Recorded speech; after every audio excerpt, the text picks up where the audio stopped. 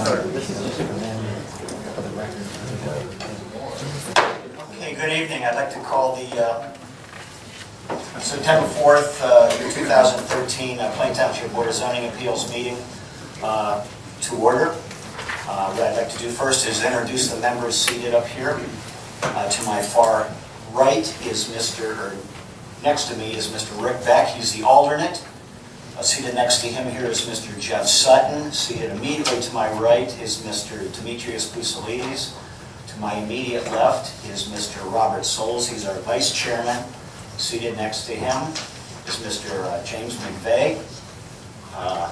Again, the one in the maroon shirt over there, that is Danny Falk. He is our planning, zoning, and development director. And Stephanie Metzger is our zoning assistant. I myself am Tim Reichel. I'm the chairman of the committee this year. Do we have any changes to the agenda?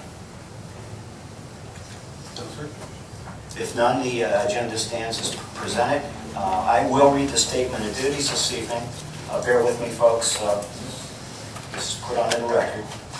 Plain Township Board of Zoning Appeals duties include the following: hearing appeals of alleged errors made by an administrative official, granting variances from the zoning resolution, granting conditional zoning certificates, regulating non-conforming uses, the authority to revoke a granted variance or conditional zoning certificate if any conditions have been violated. Variances that may be granted are of two types: area and use. An area variance allows a deviation from the literal provisions of the resolution with respect to setbacks, width, area, or height requirements and similar provisions, and may be granted if the applicant can show practical difficulties. A use variance permits a use not specifically allowed in a zoning district. It may be granted only if the applicant can show special or unnecessary hardship. Conditional zoning certificates may be granted by the board provided the applicant can meet legislatively prescribed standards and conditions. Notice of appeal from a decision of the Board of Zoning Appeals must be filed with the Court of Common Pleas within 30 days of the time the decision is made under Section 2505.07 of the Ohio Revised Code. Procedure for conducting meetings. The hearings are recorded to maintain a permanent record. I will point out, too, that due to this age of technology, we record these now by video as well, which is over here to my left, your right. All testimony is given under oath. All speakers must sign in and identify themselves by giving their names and addresses before speaking each time. Speakers are to only address the board and must provide factual evidence. Conversation between the speaker and the audience will not be tolerated. The applicant speaks first and presents his or her appeal or request. Next, anyone in favor may speak. Then anyone in opposition may speak. Please appoint a spokesperson to express the group's viewpoint if a large number of persons wish to express the same viewpoints. The board members will vote and reach a verdict, and their decision will be announced along with a statement of findings of fact to support the board's decision. Should an additional hearing be necessary due to a continuance or postponement, the appeal will be rescheduled for the next available meeting date, and no additional notice will be given. Next on our agenda is to approve the minutes of the August 7th meeting. So moved. Second. Thank you. A vote? Sutton. Yes. Poussalides. Yes. McVeigh. Yes. Souls. Yes. Reichel. Yes. Is there any unfinished business that needs to be brought in front of the board?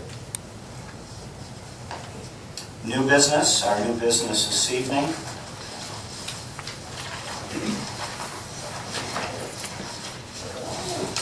is appeal number 1226-13, applicant Larson Architects, James Patachik, 12506 Edgewater Drive, Suite 10, Lakewood, Ohio 44107, and owner, Easton Village Company, LLC, 3930 Fulton Drive, Northwest, Canton, Ohio 44718, requests a conditional use permit to construct a new commercial building on the property located at 6300 Market Avenue, parcel number 52-17266. This consists of a drive-through and a planned commercial complex. One other housekeeping chore. want to read into the record the memo from the Plain Township Fire Department regarding appeal number 1226-13, Ken Larson Architects, James Township applicant, 12506 Edgewater Drive, Suite 10, Lakewood, Ohio 44107, and Easton Village LLC owner, 3950 Fulton Drive, Northwest Canton, Ohio 44718. The request has been reviewed and there are no recommendations or suggestions regarding the appeal. Submitted site plans show proper ingress and egress and comply with drive and fire lane widths. Thank you for your consideration. Troy A. Slaybaugh, Captain, Division of Inspections and Investigations. Seeing as how we have the large crowd this evening as we did previously on this appeal, I would like to state up front that if there is a group representative, we'd like them to speak for no more than 15 minutes. If there is no group representative, any individual may speak, but that will be held due to the amount of people to 3 minutes per person. If we see that you're getting close to that 3 minutes, we will inform you that you're getting close to the 3 minutes, and we'll have you wrap that up. So keeping that in mind, we're going to go ahead. And is there anyone here to present this appeal? Please, if you'll approach the podium, sir, state your name, address, and then what you want to put before the board this evening. Excuse me, Mr. Chairman. I'm going to recuse myself from this appeal based upon legal representation of parties who've been involved in this. Okay, duly noted. I guess then, as a point of order, do I understand that the alternate will be sitting in capacity to vote on That's correct. Okay, thank you. That's correct. Well, if I may, by way of introduction, my name is Bruce Rinker. I'm Land Use Counsel for McDonald's, and I'm here to speak really in the form of an introduction. Your last name, please? Rinker, R-I-N-K-E-R. Okay, and if you can sign in, I think there's a I did do so, but I'll repeat it for the record here. Oh, yes, sir. Well, typically we do not swear at attorneys, but if we want to keep everything above board, we'll go ahead and do that. Seeing as you are an officer of the court. Correct. However, do you swear or affirm that the information you are about to present is true and accurate to the best of your knowledge and belief? I do. Sir, go ahead. And again, it's Bruce Rinker, law firm of Mansard, Gavin, Gerlach, and Manos, at Suite 2150 at 55 Public Square in Cleveland, Ohio. And as noted, I'm not here to offer testimony, but if I can set the stage, I would like to do that. Sir, go ahead. Before the meeting started, I handed out to each of you, in effect, a rubric. It is intended to assist the board in addressing the criteria that the zoning resolution calls for in this instance. This is technically not an appeal, but we are seeking conditional use permits for two particular conditional uses. This worksheet was prepared by David Hart. He's a professional planner. He is not here tonight, but if need be, we could always call back Mr. Hart. I don't think that's necessary. What I'm asking you to accept is that what Mr. Hart has laid out here is really paraphrasing how we believe that the evidence that will be presented from speakers tonight will satisfy the code criteria. As you're aware, there are 6 general conditions. And then for the 2 specific conditional use permits we are requesting. One is for the drive-through. There are 3 resolution provisions that come into play. These are listed here. And then finally, the zoning resolution deals with a planned commercial development. And we suggest that the site definitely qualifies in that regard. I just want to state for the record, Mr. Rinker, that we will take this and keep this with our papers. However, Mr. Hart is not here to be cross-examined, but Correct. we'll keep this with our other items. And I'd suggest that it's not so much his opinion as a planner or what he's doing. I think this will assist us all. I think it will assist the audience as well. I understand. Now, we would ask, we think it would work best, given the constraints that you have where you want to limit the speaking.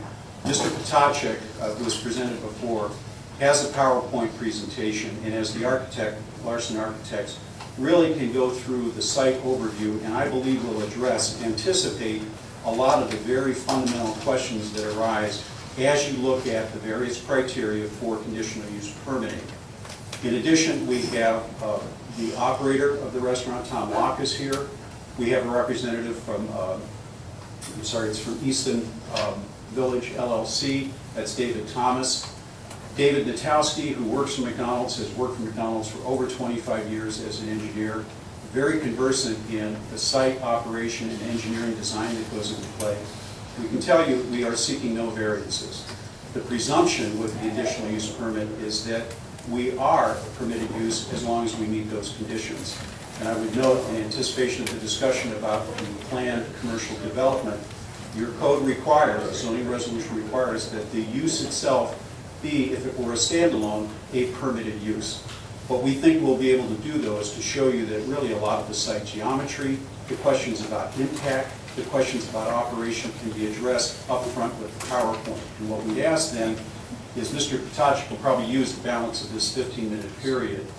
We would prefer, if the board so chooses, to allow members of the audience to speak to the issues.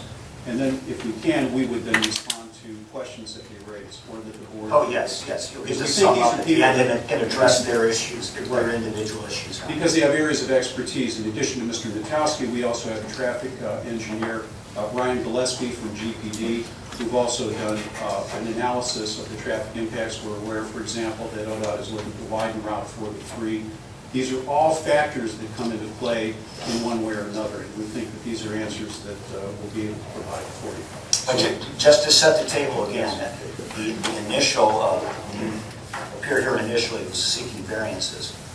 This, however, now has changed to seek a conditional use permit. That is correct. That is correct. And we submit that we meet all of the conditions, again, as previewed by Mr. Hart's worksheet, but we will address each of these points. What we're saying is, we're challenging you to challenge us, that if we don't meet these points, we certainly, we have every intention of doing so. Yes. And I think Mr. Township's overview will really give everyone a good grounding in how we've listened to many of the comments that were made previously, Yes. site adjustments that have been made in this version. And unless there are any questions from me now, I'll turn this over to Mr. Township. Yes. Go ahead. And likewise, Yeah. We're coming down here. Yes. I'm going to go ahead and swear you in. We're just going to swear everybody in tonight, sir. I think it's a little inconvenient. We'll go ahead. Do you swear or affirm that the information you're about to present is true and accurate to the best of your knowledge and belief? I do. Now, just to let the audience know that this was presented to this board previously, and there was new information given to us, and actually a whole new design drawn up. And I think would benefit you as well as us to view this PowerPoint, and we'll see how this has changed from the initial presentation. But this is a separate presentation. This is a separate appeal. Right. Yes. It's clear that whatever happened back in February does not go into our consideration. Correct. So if you spoke before, and you don't assume that we're going to take into consideration what you said back in February or not. Good point. You need to speak to that. We appreciate Your name? Sure, and for the record, it's Jim Patacek, P-T-A-C-E-K, and I'm with Larson Architects, L-A-R-S-E-N, and the address is 12506 Edgewater Drive, Lakewood, Ohio. You want to present the PowerPoint now? Certainly, yes, and if this is a good time.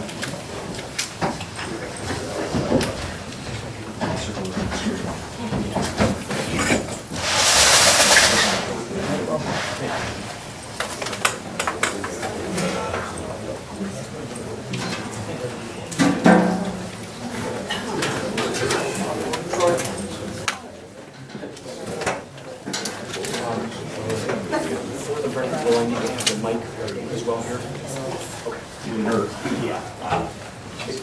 Yeah, for these folks, for everyone, so you can be heard. Is this acceptable? Can everyone hear me okay?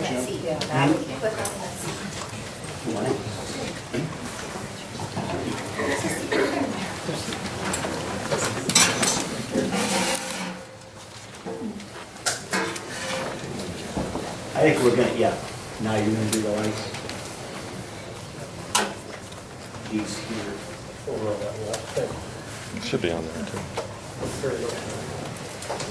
All right. To walk through, again, the proposed McDonald's, to orient everyone again to the site as we're considering, which is the same parcel that we were looking at previously, but in this case, no variances.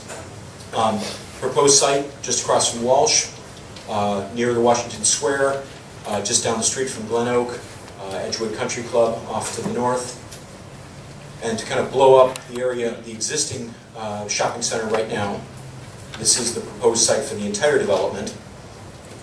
And then for reference, Samantha's kind of the rear corner of the site, viewed from kind of the residential, directly at the corner with Grove.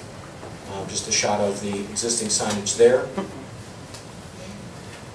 So what's being proposed in this case is still the demolition of the 4 suites at the south end of the shopping center and the bank. McDonald's would control site access kind of for the area in the rectangle. The ODOT widening is actually going to take portions of the front of the shopping center right now, so the site plan will anticipate sliding the parking further in to accommodate that widening. Now, to start as a reference, the plan that's being shown right now is the previous iteration of it, just for contrast and for kind of setting up where we were at this point. Excuse me, could you sit down and do that? Or? I can do my best. Is that better? Yeah. Oh, okay. Perfect. All right. Thank you for the heads up. Or heads down. So in this case, the existing shopping center, this is the area presently available. The proposed development then would restrict a portion of the building and then construct the new McDonald's. The ingress, the full access egress off of Market would be left unchanged, as would essentially the first entrance off of Grove. And on our original proposal, we had the same full access that exists right now at the back. We'll cover that in a second. So what would remain on the existing would be the area in red to the left here. And then total square footage then, the existing that we're removing is just shy of around 8,000. We're going to add about 4,300 for the McDonald's, so the net reduction is actually about 2,700 square feet for the whole complex. And then to compare and contrast kind of what we heard in terms of conversation from our last meeting, the one on the left is the plan originally proposed, and the plan on the right is, so the left is the original site plan that we showed, and then we've updated it based on the comments and feedback we heard at the last meeting. So one primary concern was the fact that we were putting the shed and the trash corral directly alongside the residential. Well, we listened and we moved it. So at this point, we've now attached the trash corral and the shed to the back of the building. It shouldn't impact the operation whatsoever. It actually becomes more easy for staff to take it out directly off the back of the building. In response, again, we're maintaining the same main entrance as well as the second full access drive off of Grove. But per what we heard at the last meeting, we are going to rethink the third drive, the one further back on Grove. So to blow that area up, we've actually created kind of a restricted right out only from the site. It also permits traffic entering to be basically a restricted left in, mostly for delivery trucks that are going to service the rest of the plaza, because obviously they have to circle back here to make deliveries. In addition, to help buffer, we've obviously greened up the whole corner at this point with vegetation. We're proposing a fence that would run the entire back of the property for McDonald's, so that any concerns about light or sound would be, have a better shot at being blocked. And then again, as mentioned, we are basically attaching the shed and the trash enclosure at the back. So again, to revisit some of the concerns that we had tried to anticipate last go-around, we'll kind of quickly run through noise concerns, site lighting, the aesthetics of the building, trash, and then end up with traffic. So to abate the noise, we were saying that McDonald's has adopted a very high technological standard called a variable audio control system, which basically samples the ambient sound from the site and adjusts the volume accordingly. So on the plan, we now have vegetative screening plus a fence. The location of the speakers is still not necessarily changed, but it's not projecting kind of direct back at the neighbors, down here as well. And obviously by the time it actually gets to here, plus the fence and everything else, we're attempting to mitigate the impact of that. But even in the configuration of the menu ordering points, we've actually anticipated a lot of that, or McDonald's has. The top location is where you speak into, which allows you, whether you're sitting in a compact car or a truck, to be able to speak and be heard. The menu board itself as a visual LCD lets you, see what's being ordered. But then on the bottom is actually where the sound comes out of the restaurant. So the person talking to you within the restaurant, well, your car is actually parked right in front of that, or your truck. So the sound actually is basically hitting the car, which further mitigates the impact of it coming and affecting the neighbors' shooting. Site lighting, this is the revised site plan. Again, it's an all LED layout for this. The site lighting basically has a restricted optics package. Actually, the little squares in here actually throw light onto the site to try to mitigate the light spill. The building aesthetics, again, we're still hoping to build a very handsome building with brick and stone. It's been very well received. Where this has gone in as a vibrant, new, contemporary look that replaces basically a 40-year icon of the Double Mansard. The trash, again, the dumpster is again now attached to the building. Same materials, it's an all masonry enclosure, 8 foot high with basically a composite wood like a Trex decking so that it's not easily destroyed and looks good long term. Trash, all trash that leaves the restaurant is bagged, and operationally, basically they send crew members per shift around the site and often into the neighborhoods to pick up trash as well. And then we also are still including a shed for building maintenance and site maintenance as well. Here's an example. This is actually the store in Rocky River, Ohio, just outside of Cleveland, where we've actually similarly attached the trash corral and the shed. It's almost an identical configuration for it. Traffic. Basically, in this case, we've maintained the 3 curb cuts, but now we have the restricted quote, left in, right out at the very back in response to the concerns we heard. The widening of market here will actually allow the stack concern, which sometimes we've been told backs up, along here, to have more pockets for traffic up here. So it should dramatically affect the stack itself. The traffic study confirmed already that McDonald's basically captures existing traffic. In fact, the numbers that were thrown on are roughly 50% of through traffic is the market share that this restaurant would do. And again, by having the side-by-side, we actually can improve the on-site traffic flow so that we don't have to worry about traffic backing up even during busy peak times. Ryan Gillespie is here from GPD to address this, but to basically summarize from the traffic study that was submitted, they were contracted to assess the trip generation and kind of see how it would impact the surrounding roadways and assess the site. So what they use as their guideline is basically the Institute of Transportation Engineers. It's a trip generation manual. The latest edition is the 9th edition, and it's an industry standard calculation that basically, based on use and square footage, determines how many anticipated trips you can expect for this. And they use those calculations to gauge the impact on the roadway system of the site. And as part of the conclusions in the report, that McDonald's will generate more trips than the existing shopping center and the bank, partially for the fact that the bank is not operational as well. But the traffic impact for the number of trips it's adding to this for the change of use, essentially, basically is insignificant in the overall impact on the traffic flow. In fact, there's more traffic on Market that the number of trips that this will, quote, generate is, again, very insignificant.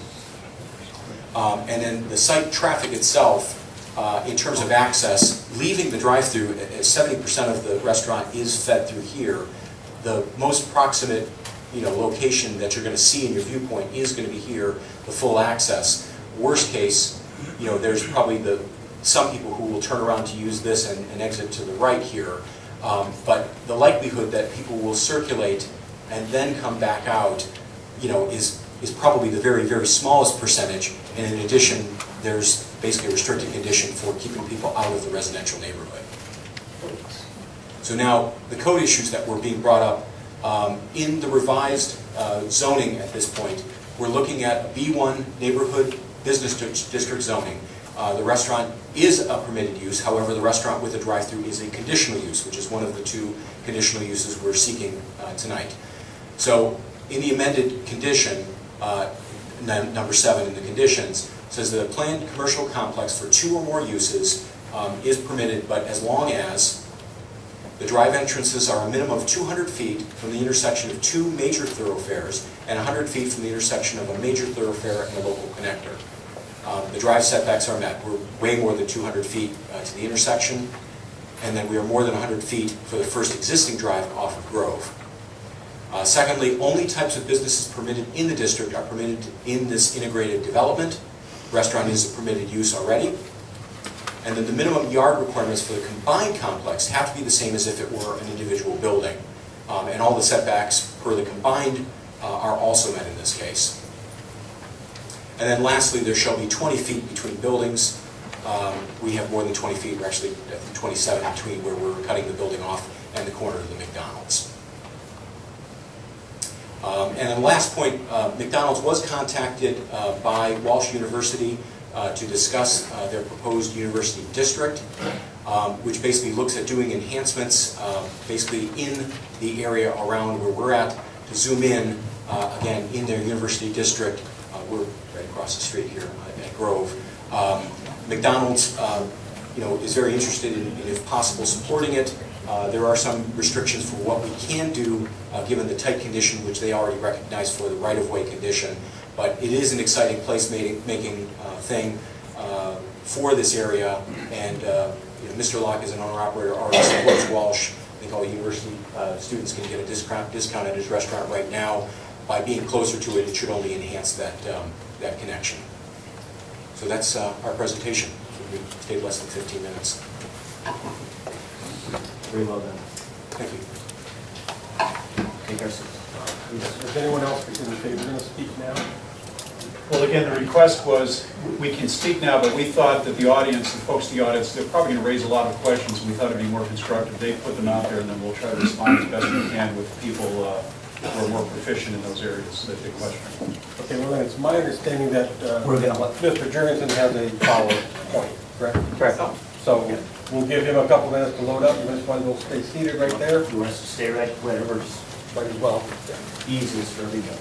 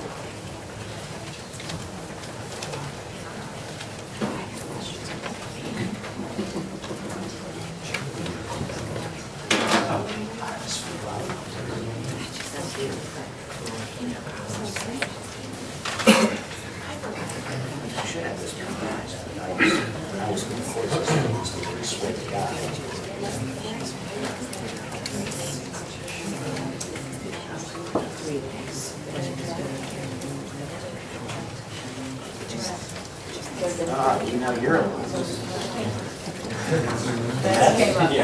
Matt? You're a hardy soul, aren't you? Mr. Jurgensen, I'm going to go ahead and swear you in there.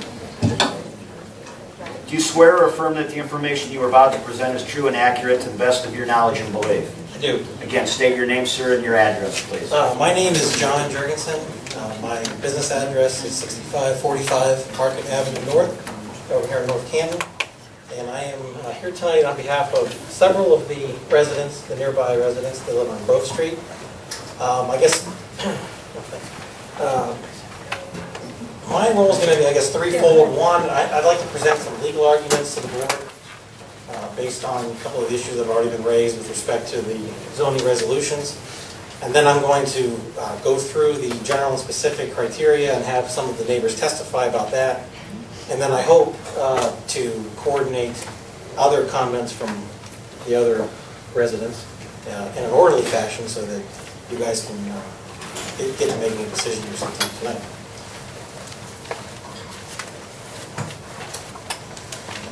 Again, you might want to be seated as well, Yeah. Mr. Jurgensen, so they can see you. Thank you. Thank you. The residents' opposition, I guess we'll summarize in three points. And the first two, as I mentioned, are more legal arguments that I'd like to briefly go over. The board may or may not find them persuasive tonight, but at the very least, I'd like to preserve them in case tonight's issue goes any further. First, by the very definition of a planned commercial complex, we do not feel that the McDonald's site meets the definition of a planned commercial complex. It does not meet the specific conditions for a planned commercial complex. Furthermore, we would submit to the board that what McDonald's is requesting is essentially two conditional uses on the same property, and that there's no provision in the resolutions to allow for two conditional uses on the same lot.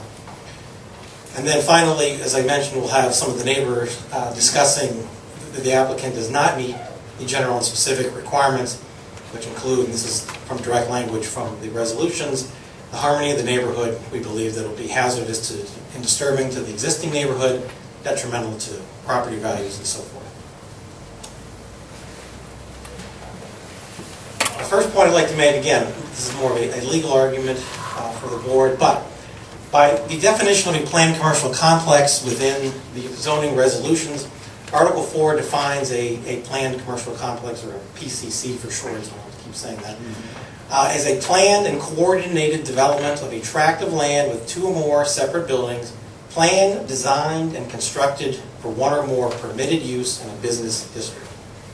Under the specific requirements, it again says that the site has to be a planned office or commercial complex, which is a grouping of two or more commercial establishments, common vehicular parking facilities, etc., and developed under a unified site plan. What I would submit to the board is that what McDonald's is requesting is simply a continuation of what they were here back in February requesting, which is doing an end around on the expansion of a non-conforming use. Now, this is something I haven't done for a presentation probably since high school, but I actually went back and looked up some definitions in the dictionary. Planned and coordinated. Planned is a scheme, a method of acting, doing, proceeding, it's making, etc., developed in advance with a specific project or definite purpose. Coordinated requires some sort of combined and harmonious relation, and then developed under a unified site plan. Again, this is language from your resolution. What I would submit to the board is the intent of the trustees with respect to a planned commercial complex was that, for example, an owner would come to you and say, I have a tract of land, I would like to put a Walgreens out in front, and I'd like a small strip plaza behind there. The essence here is that the site plan is developed at the beginning. Okay? What I don't think the trustees intended, but I would submit to the board, is that a small strip plaza would be built, and then 20 years later, somebody would come in and say, you know what, I'm going to tear down half of it, I'm going to slap a McDonald's right next to it, and just hope that everything works out okay.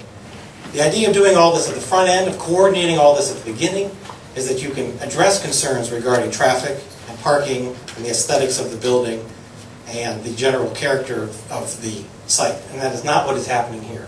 What McDonald's is simply asking is, as I said, they're going to tear down part of a strip plaza and they're going to put a McDonald's next to it that may or may not conform with the rest of the site. I would also like to point out, under your definition of planned commercial complex, a planned commercial complex, you are only permitted to use, or only allowed to use permitted uses. In a B1, the permitted uses are a suburban office district, convenience retail uses, and personal service stores, and a restaurant without a drive-through. A restaurant without a drive-through is the permitted use. A restaurant with a drive-through is a conditional use. And if we go back to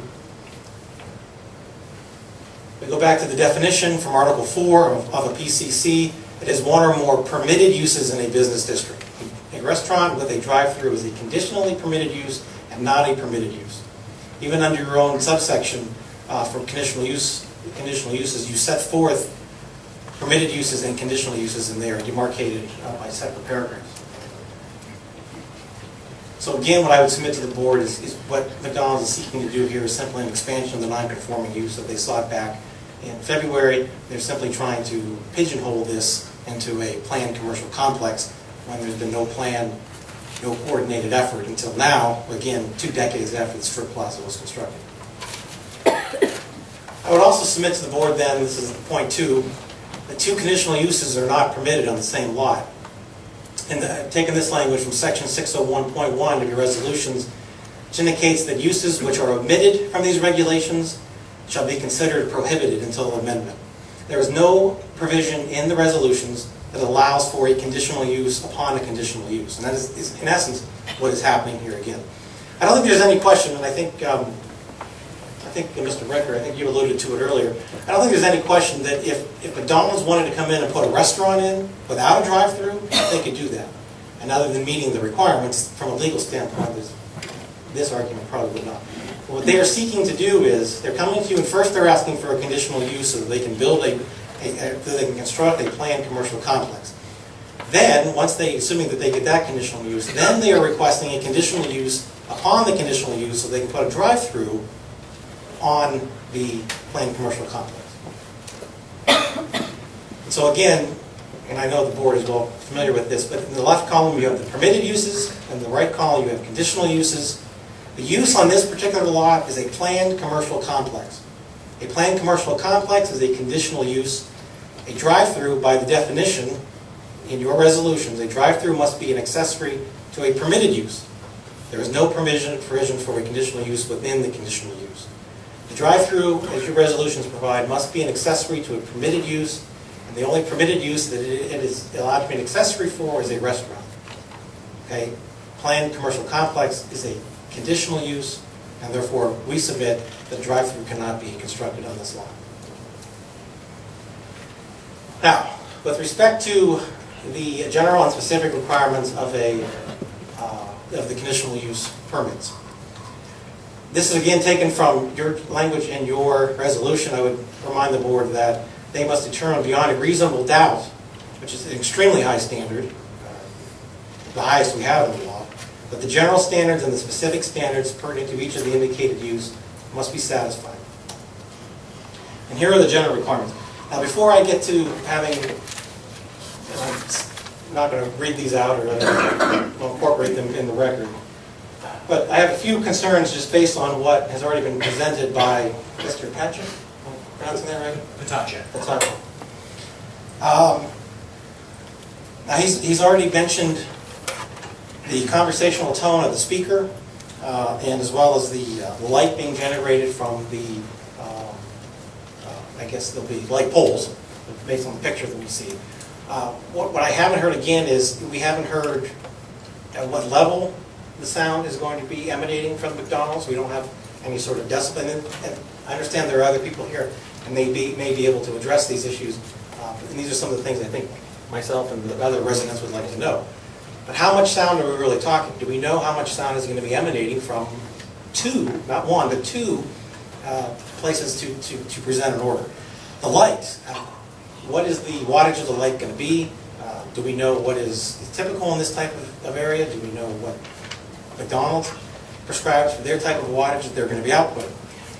I noticed that Mr. Patacic said that he was hoping to build an aesthetic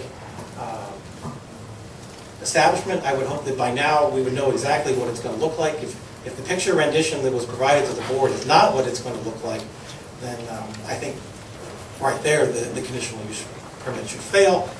The residents, the people who live by this site have a right to know exactly what this building is going to look like, exactly what's going to be there. I also, Mr. Protect, if they could address, I understand there's going to be a fence along the eastern border of the property, but I think what the residents are also concerned about is the southern border of the property and what is going to be put up there to block headlights. A lot of the parking is along that southern row, and what's going to be done to ensure that headlights and other nuisances aren't going to be interfering with the property, residents' property rights. And if you have the traffic study and the assessment, we'd like to see it. I'd like to see the numbers that are being presented. Mr. Patacic, you indicated that the impact is going to be small. Frankly, I don't even think that argument passes the smell test. How you can stand up here and say that by taking an empty bank building and a few strip plaza establishments that are hardly ever used and putting in a McDonald's in there, it's going to have a negative, or I should say negative, but it's going to have very little impact on the traffic. Frankly, I think is silly. I'd like to see, let's see the numbers. Let's see what the study has shown. What is the impact of the traffic going to be? If it really is negligible, then let's see the numbers And let's see that in your PowerPoint presentation.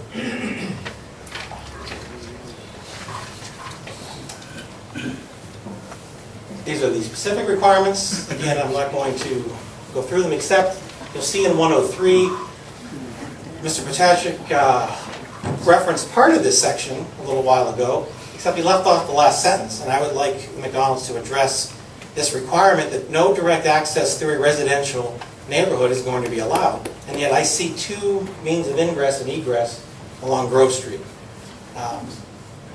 If McDonald's is here tonight telling us there's going to be access through a residential neighborhood, then again, I think this conditional use fails simply by looking at section 103.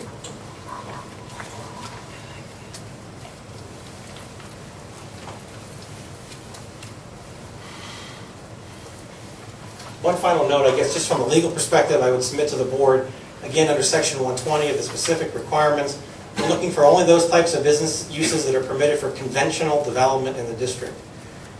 Again, conventional development, it's not defined in the resolution, but I would submit to the board that having this sort of conditional use upon a conditional use with the drive-through thrown in here is not what is considered to be a conventional development in light of what is permitted and conditionally permitted in a B1.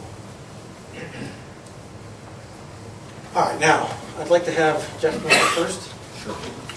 Okay, can we take our seats and do we need the PowerPoint to address? No, he can go off my notes.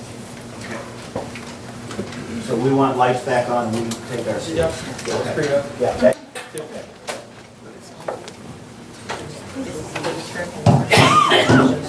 Mr. Jurgensen, before you please. I'll sign in, yeah.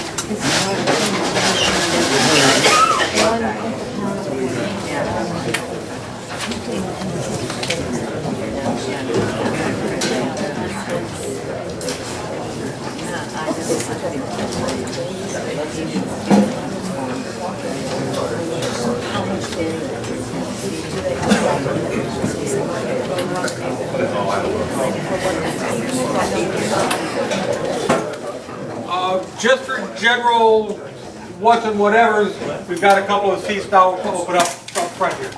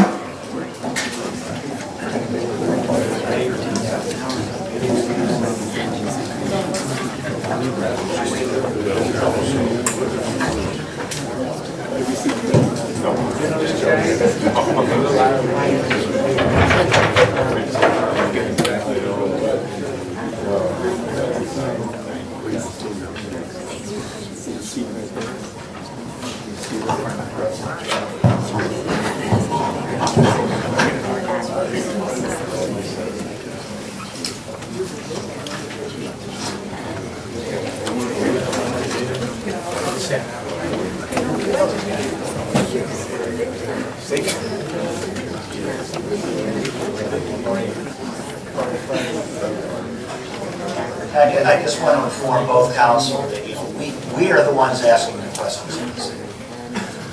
So any questions will want to be directed to the individuals. We'll get into that after opposition is spoken.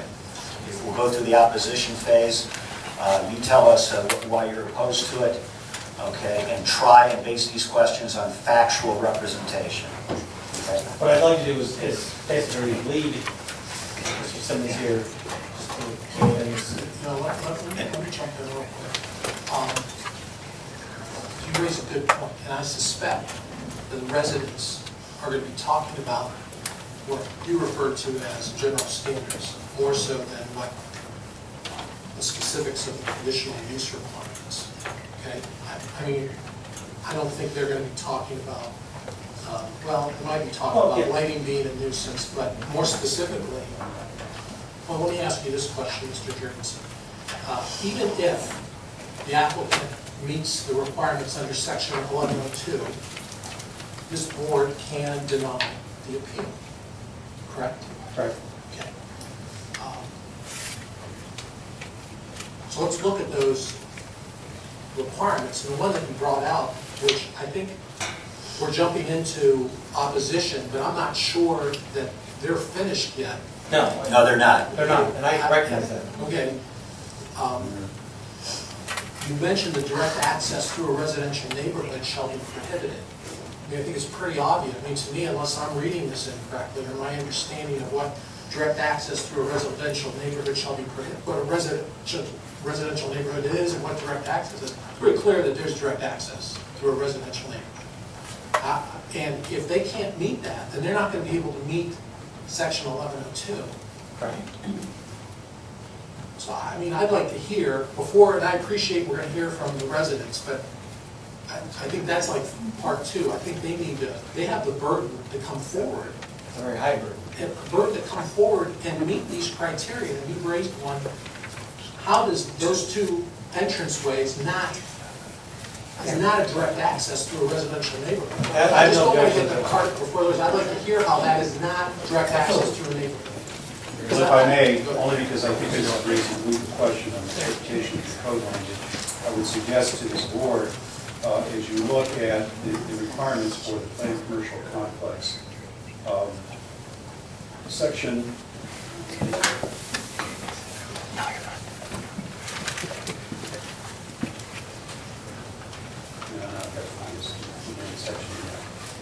Could you use your mic, please? We can't. Yeah, I'm sorry.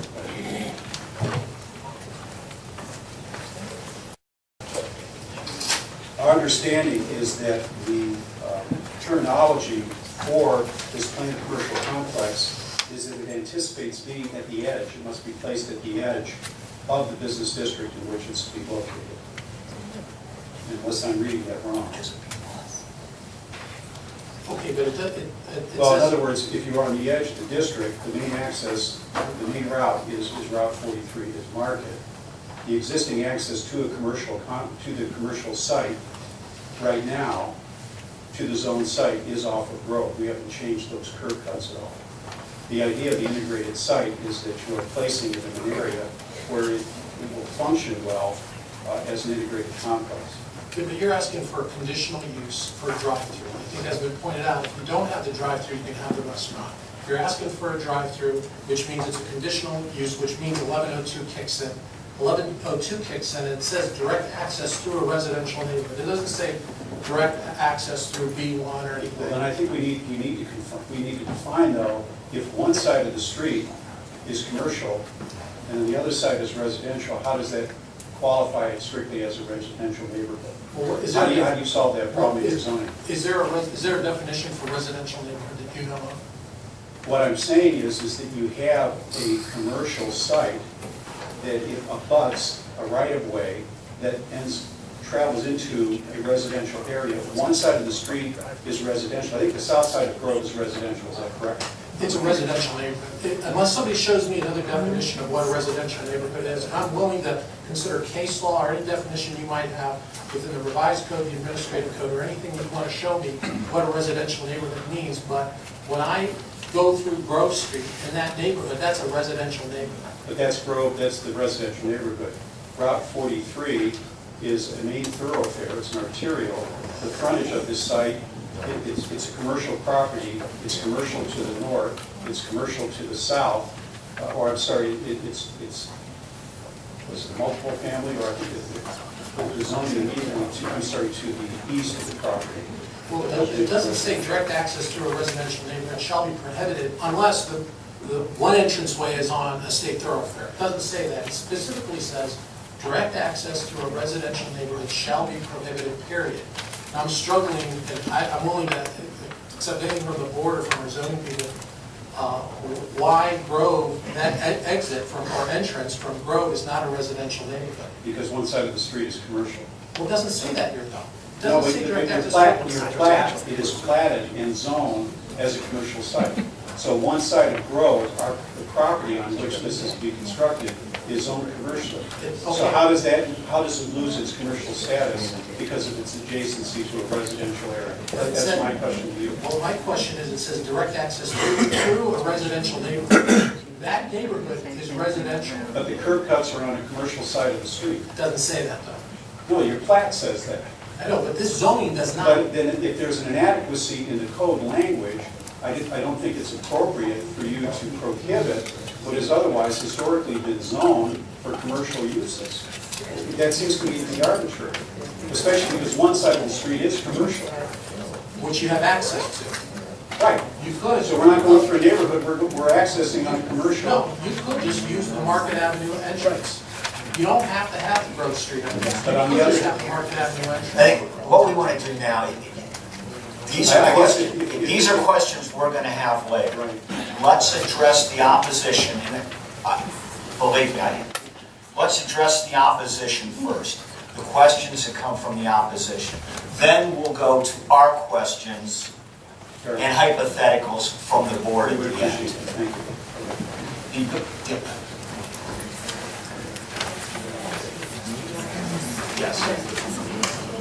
And again, before we, again, putting carts before horses and all this.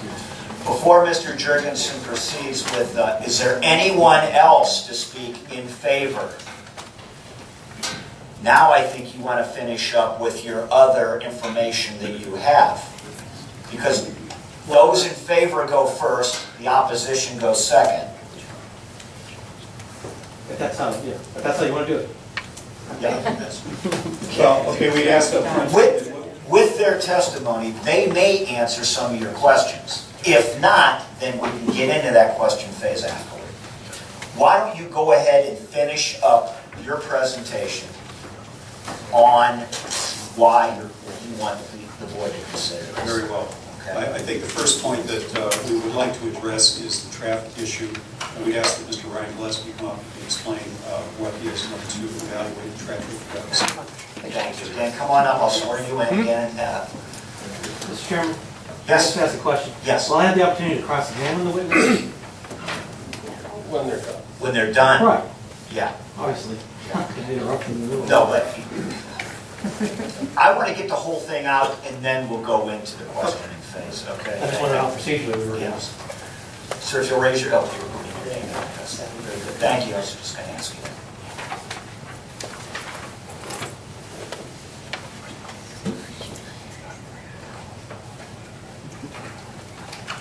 Okay, sir, if you'll raise your right hand. Do you swear or affirm that the information you're about to present is true and accurate to the best of your knowledge and belief? I do. Okay, again, state your name and address, please. My name is Ryan Gillespie with GPD Group. Gillespie. Gillespie, G-I-L-L-E-S-P-I-E. We're located at 520 South Main Street, Suite 2531, Akron, Ohio, zip code 44311.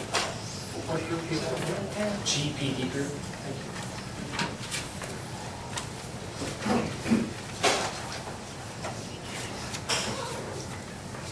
Go ahead, sir. As mentioned previously, we performed a trip generation and site circulation assessment on the site. Kind of what we wanted to do is evaluate the potential trips that could be generated by the proposed use and compare that to what the potential of trip generation was on the uses that are being replaced. I think everybody can agree that the new use will generate more traffic than what was there before, whether it was operational or not. But what we kind of wanted to do is quantify how much traffic that would be. I think one thing to step back real quick is, when you have these new developments, every new development is going to generate more traffic. I think that's a given. And everybody sees that as kind of a negative. And what you have to look at in terms of impact is what is that impact? Is a single additional trip from a single family house, is that an impact? Is thousands of trips from a big box retailer, is that an impact? So kind of how you do that is that every road has a certain amount of capacity, and within the industry we rank those in terms of levels of service and how much those road facilities can handle. So in order to figure out how much capacity you can add, you need to identify what that additional trip impact is from the development. So as was mentioned, we used the trip generation manual, the 9th edition, to kind of evaluate what was there currently and what would be there proposed. And with the previous uses, the drive-in bank, since it was a smaller bank, had the potential to generate about 23 trips in the morning and 46 trips in the afternoon. And when we talk about trips, one thing to differentiate there is that's the number of, I should say not vehicles, but trips. So a single vehicle entering the site is one trip, and that same vehicle exiting the site is an additional trip. So every vehicle really accounts for 2 trips coming into a site where they come in and then leave. So when we talk about number of trips, we're just really talking about the movements from that one vehicle, even though they make multiple trips when they enter and leave the site. So with the fast food restaurant that's proposed, the IT trip generation estimated that the AM peak hour would have 192 trips, while the PM peak hour would have 138 trips. We've actually confirmed this on other sites where there's always been this perception that, you know, the double drive-throughs and all those things actually generate more traffic than what the previous McDonald's have used. We've actually compared traffic studies that we've done on McDonald's sites both before and after construction, counting the trips that actually come into and out of the site, and we found that typically it's about 10 to 15% lower than what the trip generation estimates say. So while these numbers are a conservative estimate, our traditional experience here in Northeast Ohio has found that the actual trips are slightly lower, although still in that same kind of range. So with that, the double drive-through doesn't necessarily add to the trips, but the trip generation data that we have to try to project what this site would do does seem reasonable based on experience with other sites. So going back to the existing uses, as I mentioned, the drive-in bank had 23 vehicles in the morning and 46 trips in the afternoon. And then a portion of the shopping center had, well, since it was pretty small, it only had the potential of 5 trips in the morning, as it probably didn't do a lot of business, 19 trips in the afternoon.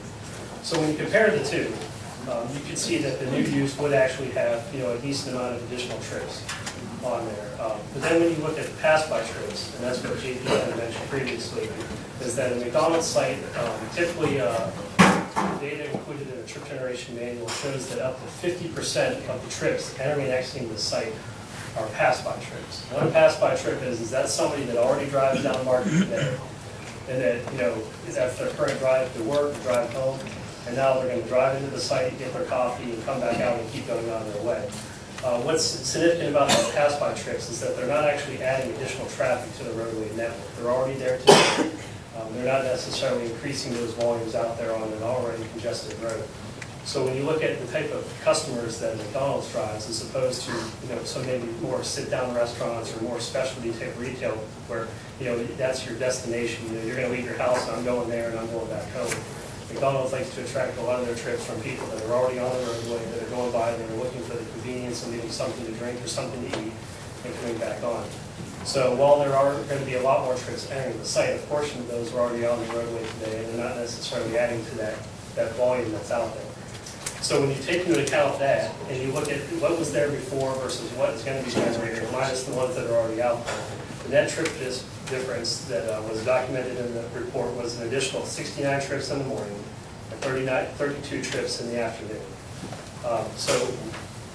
Those are the numbers based on the trip generation manual of the additional trip generation potential of this site based on the previous uses. And now we get back to the impact. What is the impact? Is that significant? Is it insignificant? Past history, especially on a roadway such as these, would show that these numbers, when you look at what's already out there, is a very small percentage of what's out there. So while it seems like a lot compared to a site that's generating essentially nothing, it really doesn't create any operational efficiencies than what's out there today. Obviously, we do have some significant capacity issues at the signalized intersections to the north. The corridor is very congested. That's why the ODOT is looking at widening that roadway to add additional capacity. I think a lot of the hesitancy with kind of thinking about additional traffic along this corridor is the fact that there is so much out there today. But you'll find that the wider you're going to significantly add to that capacity. You're going to be able to move traffic through those intersections a lot quicker. You're also going to be able to get traffic out of the side streets, Grove, the commercial driveways, anything up along the corridor a lot easier, because instead of having these long platoon, masses of vehicles that are coming down in a single lane, you now have, that same amount of volume being able to spread out over 2 lanes, and thus creating better gaps for people to get out onto the roadway. So when you take into account all those aspects, is McDonald's going to have an impact to traffic? Yes, it will. It's going to, generate more traffic than what's out there today. However, is it going to have an adverse impact to the traffic? in terms of creating a safety issue, creating a congestion issue. These volumes, 69 trips and 32 trips, we'll never have enough to really add to something where no longer you're going to be able to get in and out of your, off the street or back out onto the street when you look at what's already out there. So that kind of summarizes our assessment from the traffic potential in that, we agree that we will be generating traffic. I mean, that's what commercial properties do. However, given the site constraints and the location right here, and the proposed access where most of your traffic's going to still want to come in off the main drive on there based on the circulation patterns within the site, is that you should be able to still function the site and get these cars in and out without really impacting what's already out there. Understanding that this is still a busy corridor, it's still going to have lots of traffic, and it's a very popular place where people want to be. I mean, you see the business growth and everything there. There's a lot of people in the area, and that's what they're trying to build off of on the traffic that's already there, as opposed to driving more people to drive to that area, cut through the neighborhood, that sort of thing. So I think with that, I'll sum it up. But if there's any other questions, I'd be more than happy to answer them. Can you give us those numbers again? I think you said the bank had how many trips in the morning? A bank of that size would have the potential to generate 23 trips in the morning and 46 trips in the afternoon. So that was based on what? That was based on the size of the bank and the potential of that size. Folks, keep it down, please. Because you understand when the bank was closed, but everybody around here had to deal with that traffic at one point. So while it's not there today, you still have to acknowledge that traffic was approved and allowed to operate on that site or come in and out of the driveway. So when you look at we're only really looking at the incremental difference of the new trips as opposed to what was done before. I'm with you. What was the McDonald's? You said if McDonald's goes in, you estimated how many? It was 192 in the morning and 138 in the afternoon. And when you consider the pass-by, 49% of the morning trips were pass-by. So only half of the, 51% will be new added to the network. And in the afternoon, 50% are pass-by, meaning the remaining 50 will be the new trips added to the network. And that's how you adjust those numbers afterwards? Correct. Okay. But you admit that you're not going to just have 23 people going in the morning. You estimate about 192 people going in. No, 192 trips total. And when you look at, there's a distribution of entering and exiting. Understanding that you'll have some workers that will go in and won't come out within that peak hour. So there's 98 vehicles entering in the morning, 94 exiting. Okay. And do I do the same on the bank then? Because that's what I think we're trying to estimate. Yeah, 12 entering on the bank, 11 exiting on the bank. In the afternoon. With the McDonald's, it would be 72 entering and 66 exiting. Okay, you lost me now. Okay. You want to talk about the bank? Let's go with the bank. Okay. How many vehicles, not the in and out trip? I want to know your estimate on the number of vehicles in the morning for the bank. It's vehicles is 12 vehicles entering, 11 vehicles exiting. Okay. And in the afternoon? 23 vehicles entering, 23 vehicles exiting. Okay. And then on the morning for the McDonald's? 98 vehicles entering, 94 exiting. And in the afternoon? 72 vehicles entering, 66 exiting. Other than that trip study that you did you do any other study? No, as I understand that the additional trips generated by this would not require a traffic impact study for the requirements. Usually what you find is the additional impact and I'm not sure, I don't know if Bruce wants to. I'm just trying to determine what you did. Yeah. And other than this trip study estimating the bank and McDonald's, did you do any other studies? No, it was a trip generation assessment to look at the additional impact of the number of trips. You did not do a study as to how much more traffic would be on the road? No, we did not do a directional distribution that goes out to the other places. The study that you did, do you have a copy of it for us? I have a copy. Yes, you can have my copy. I'm just assuming that it's going to be submitted. We can submit that. If we only have the one copy, and I won't make sure the copies are. Yeah, we can provide that too. Okay. Just please. this office has a copy. I know I don't. We can provide you. I'd like to see it before I vote.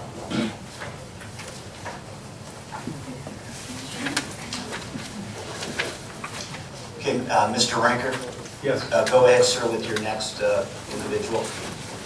I think, if I may, I would have Mr. Township at least come up with some of the points that were raised on the lighting, the other nuisance factors that were Well, raised. now we're getting into the question and answer phase. All right, well, But then- is there anything else in support?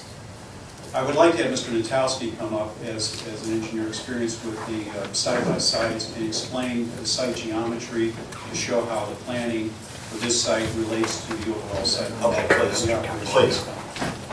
Mr. Chairman, Yes. I would like to cross-examine this before we move on to a new speaker. We're going to go on to the new speaker. We're going to let them get all of it out on the table. Then I'm going to let you bring your individuals up that you want to speak, and then tailing at the very end, then we'll do our question.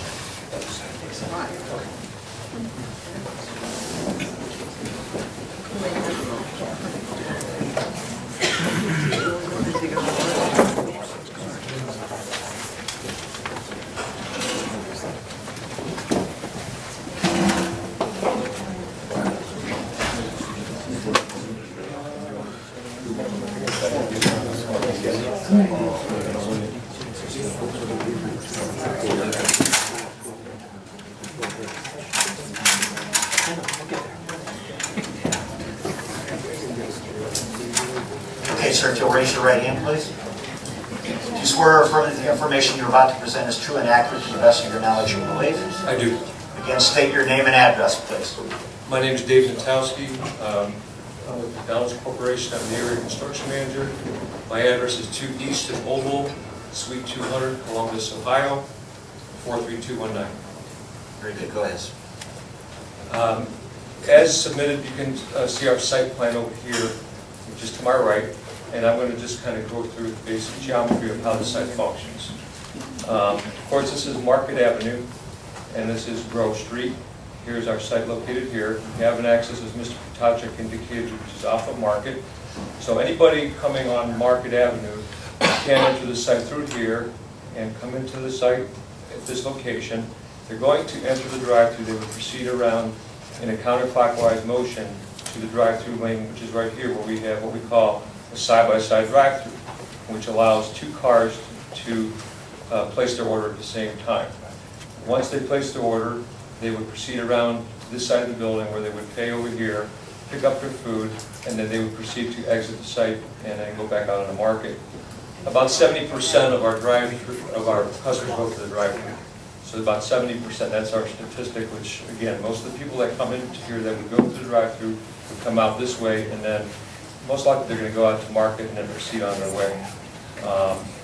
As an option, we do have an access here off of Grove, which would allow someone, if in fact they were going to make, say they were heading southbound and they are familiar with the site, they could proceed around this way and exit back out and go south. Anybody coming up this way, they cannot get out over here because this would be a right-out only. And again, this is really, the main function of this would be to allow any of the delivery vehicles to access the plaza behind here. It's kind of important. So you can see our site, the way the geometry lays out, is very safe and efficient. It's in a counterclockwise motion. It allows for circulation internally and allows for free flow of traffic so that we can get people in and out in a safe manner back out onto the main roads. And that's pretty much how we design our sites. We've done this for a long, long period of time and it works very well. Thank you. Anything else, Mr. If I would, additionally, if you would, Mr. Gutowski, insofar as we're taking existing structures and we will be raising portions of them, can you explain how the overall engineering design and function of what you've just described correlates with the existing facilities, how those modifications are being planned in order to meet the code and generally to be able to integrate the two different business uses as well? So, as Mr. Rinker has indicated, you can see right over here along this line, we are connecting up to the existing center with the free flow traffic back and forth so that people can enter and exit from McDonald's as well as into the plaza area.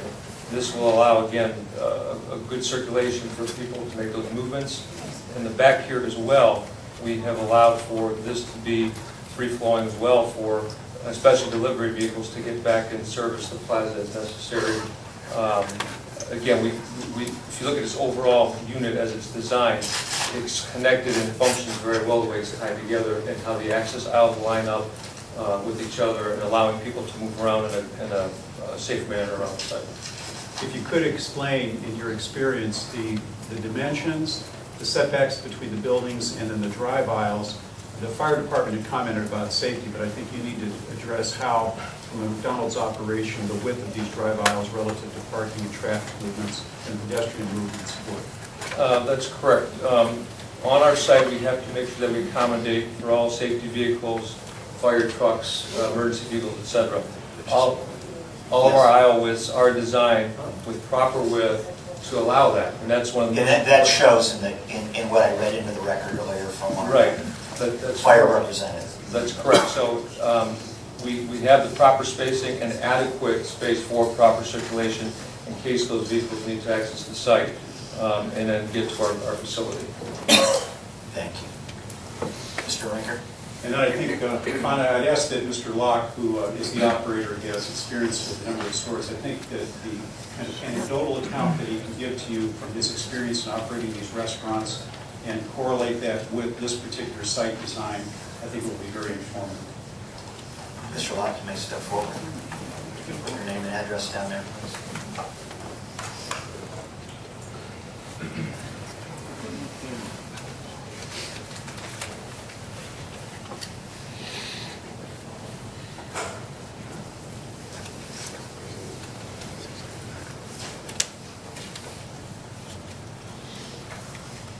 Do you swear or affirm that the information you're about to present is true and accurate to the best of your knowledge and belief? I do. Go ahead, sir. Well, I think most people think McDonald's is this large. Name and address, I'm sorry. Name and address is Tom Locke. Address is 5221 West Boulevard, Canton, Ohio, 44718. Thank you, Mr. Locke. Sorry about that.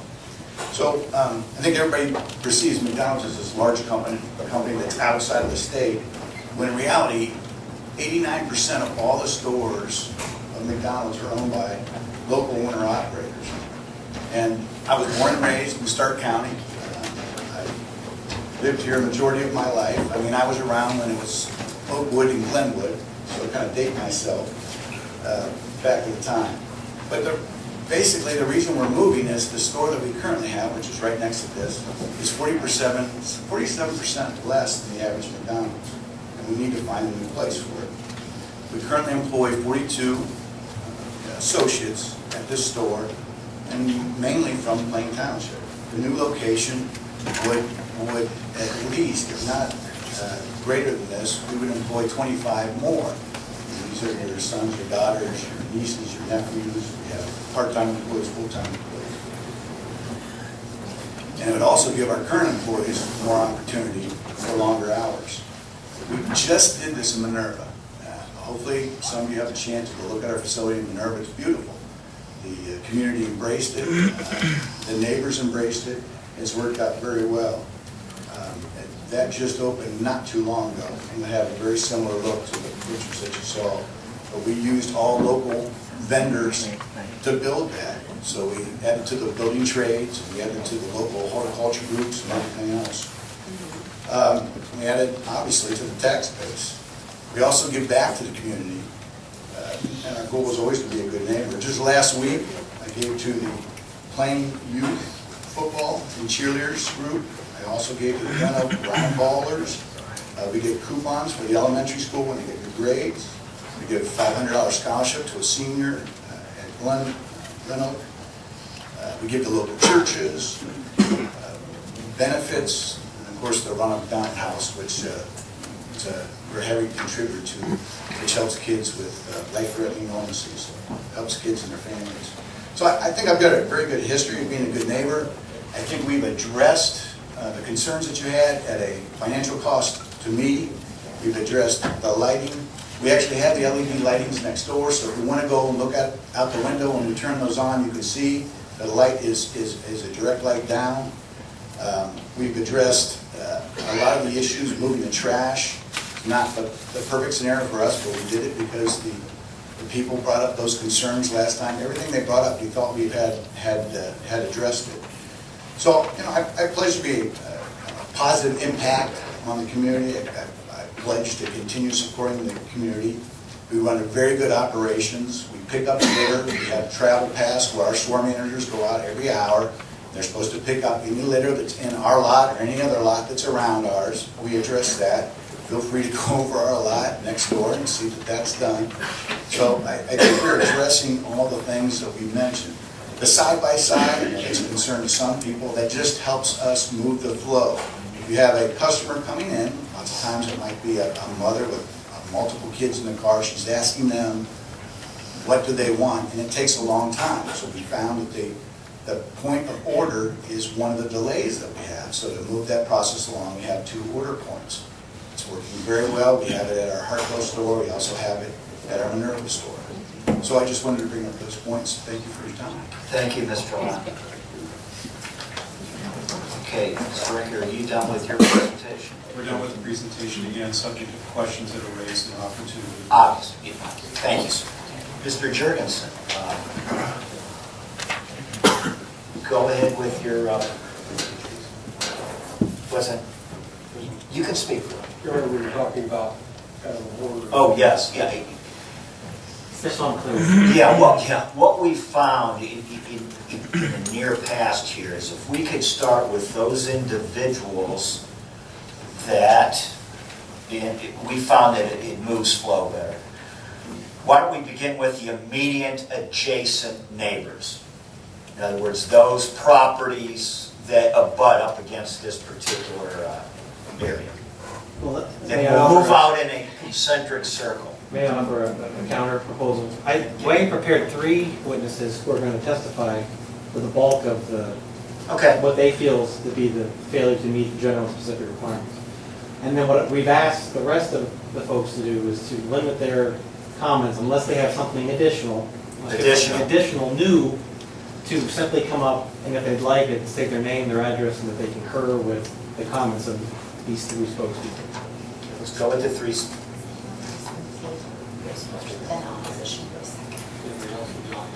Yeah. Is there anybody? Very good. I'm sorry, folks. We don't get the big ones like this all the time. We've got to hone our wheels too. And I'm forgetting a very important part of procedure here. Before we get to Mr. Jurgensen and the individuals he wants to present, is there anybody in the audience besides Mr. Ranker's group sitting here in the front row that want to speak in favor of this presentation or this appeal tonight? Not all one time. Anyone want to speak in favor? Okay, I think we've addressed that now. Yeah, I need a nice every now and then, so that's why I count on the 2 pros over here. And when would you like me to ask questions of Mr. Ranker's? Put your 3 speakers up first. Okay. We'll see how that goes, and then we can start getting into the personal ones there again at the end, or the questions at the end. Okay. Sign in when you sign in.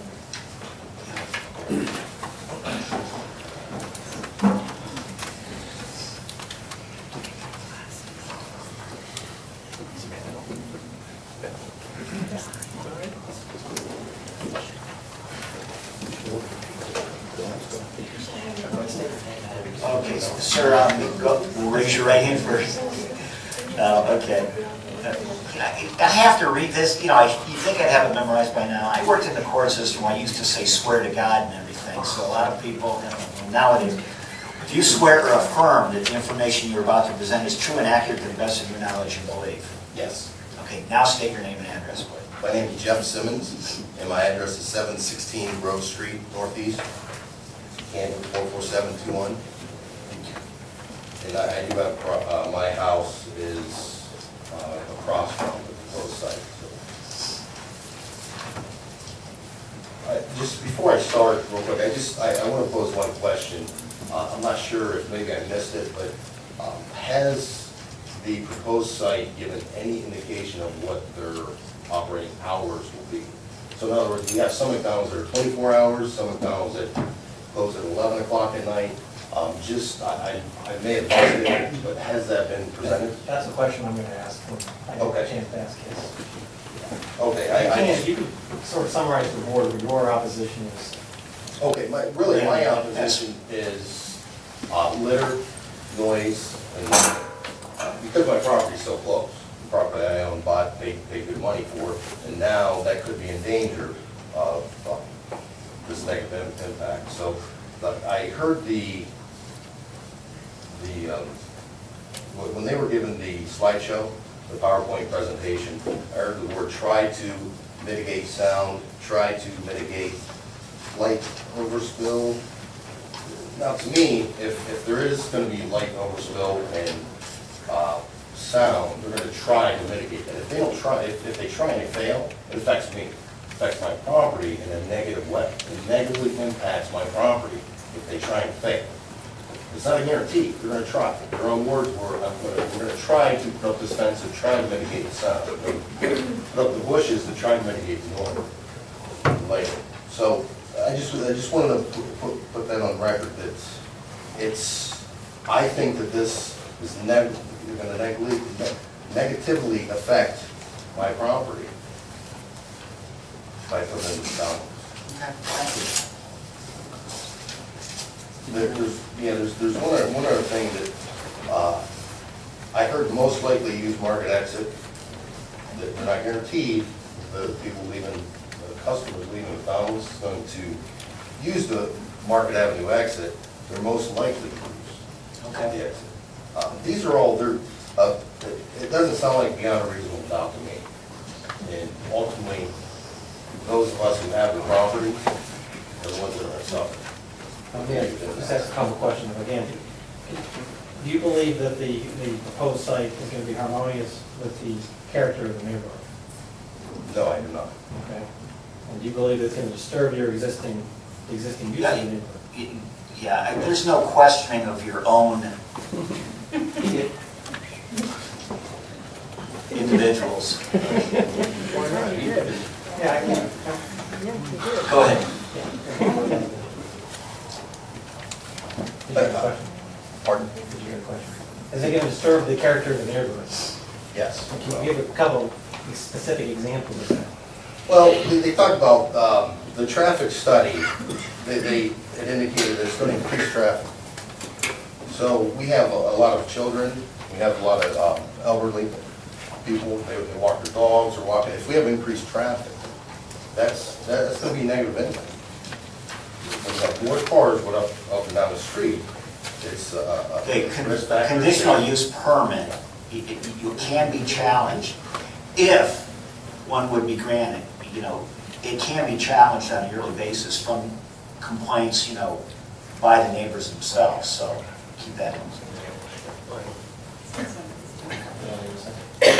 You went through you had mentioned at the beginning a couple trash lighting and. Yeah, Mr. Locke, when he was up here, he specifically said that his words were that his employees pick up litter from their lot and adjacent lots. So by Mr. Locke's own words, he admits that there's litter that goes from their lot into adjacent lots. How can that not be a negative impact when he admitted that there is litter that goes from their lot? They're generating litter. Although they come around and pick it up every so often, it's still a negative impact on the property that I purchased with my partner. And it affects my property and the neighbors around. Okay.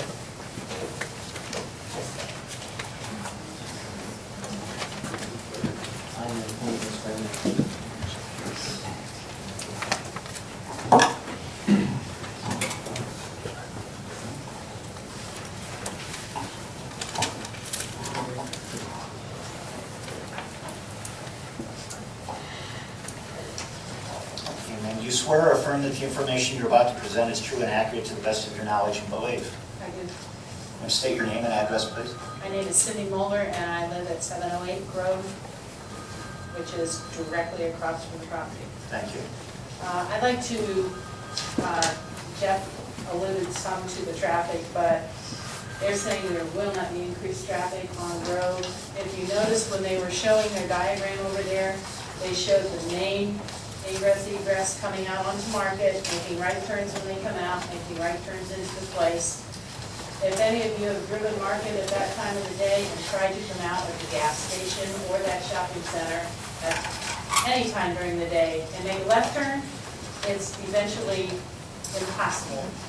So people that want to come out and make a right are probably going to go through, go over to Grove. They said that they could come out of Grove. May I walk over there? They said that they could, if they didn't want to come out this way, they could come over here and come out this way. Oh, thank you. They could come out this way and still make a right onto Market, but nothing was addressed as if they want to make a left onto Market. If they come out here and try to make a left on Market, like I said, it's virtually impossible. We, as neighbors in our allotment, are forced to go up through the neighborhood and go down and catch the light at Schneider. So that means that all of the traffic that happens to hit McDonald's and wants to go left are going to be coming up through our neighborhood, no matter what these arrows tell them to do. They're going to come up through our neighborhood. Through our neighborhood where we have, as Jeff said, elderly pedestrians walking. We are a pedestrian neighborhood. We have a small road. It's not like a big highway that has a line down the middle or anything. We have people walking their dogs. We have children riding bikes. We have joggers. We have Walsh's cross-country team. We have Glen Oaks cross-country team. I have videos of that if you don't believe me. We have Glen Oaks band that practices marching on our road. I have video of that if you don't believe me. And the traffic will be forced to do that. And nowhere did they show that they can't go up our road at all. And I'd like to make a comment about the 23 people at the bank thing. I guarantee you right now that tiny little shopping center in the morning, he was counting in ingress, egress. I guarantee you in the morning there are at least 100 in and out. So 50 in, 50 out.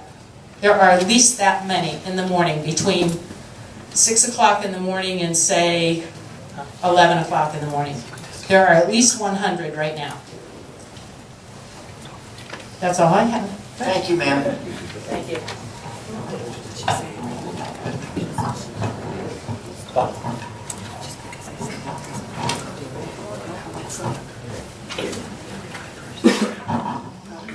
I appreciate council assisting with, for both parties assisting with trying to get through this evening. Sir, you're ahead of the game here. You guys are beating me. Do you swear or affirm that the information you're about to present is true and accurate to the best of your knowledge and belief? I do. Sir, state your name and your address. My name is Robert Ernst, E-R-N-S-T. I live at 800 Grove Street with my wife, and we are currently both retired. You can't really see from the diagram where the houses are, but our house is the fourth house up the street. We're about 300 feet from the edge of the property we're talking about. The character of a neighborhood, I think you would all agree, is critical to its desirability. I strongly feel that building McDonald's at this location will negatively impact our neighborhood. And one of the biggest concerns that we have is a resale value. If you were to go out and look at a house for sale and 3 doors down from your house, you see McDonald's, and that is like shoehorned in there compared to the rest of that plaza. I don't think it would give you a very good feeling. And my estimation is we'd be looking at probably a 20% loss in resale value. That's the only way we'd know that is if we would have like, you know, a sale of a similar home in a similar neighborhood next to a similar. My opinion, if you're going to definitely impact in a negative way the resale value of that house that's 3 doors down from McDonald's. So we would ask that you would vote no on this appeal. And if you have any questions, I'll be happy to try to answer.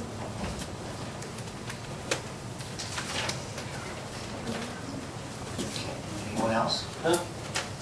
You want me to solicit comments from Yeah, everybody? or do you want I'm me to going go- to, yeah. Can I just make one announcement? Sure, go ahead. Okay.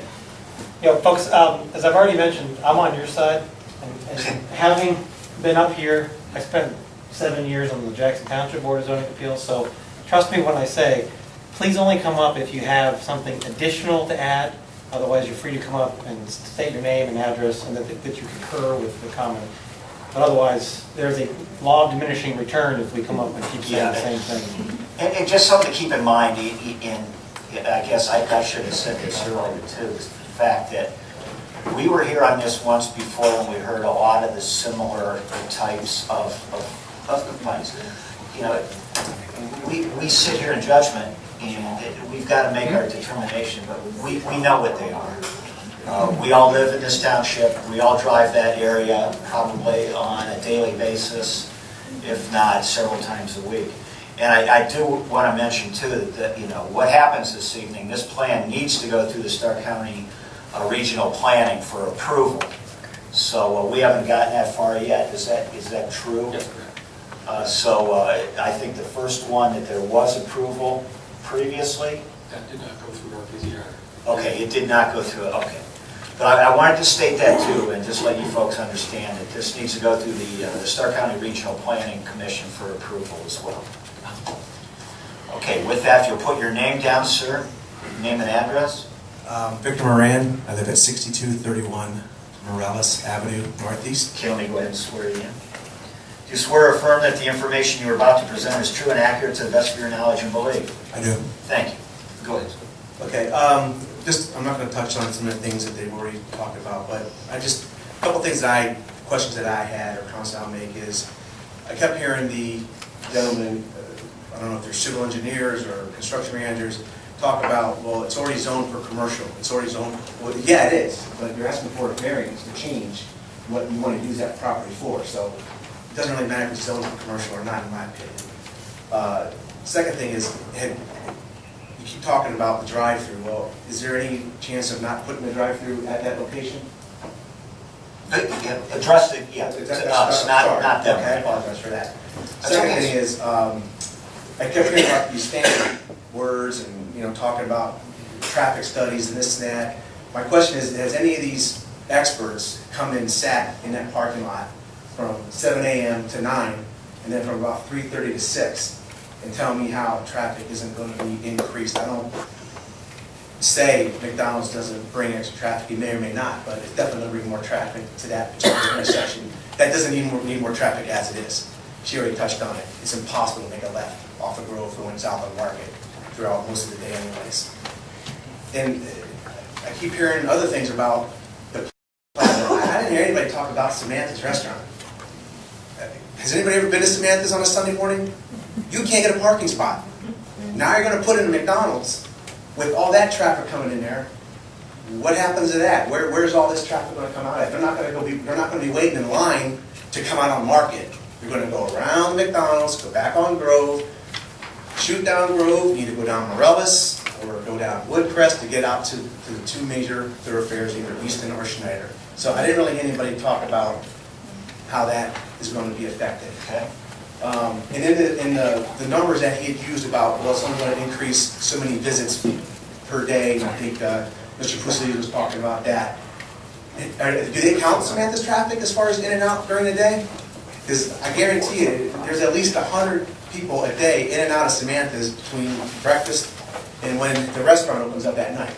So I think these numbers that they're throwing around are based on maybe some formula that they learned in college, but it's not based on reality when you come to our neighborhood and see how busy Samantha's is.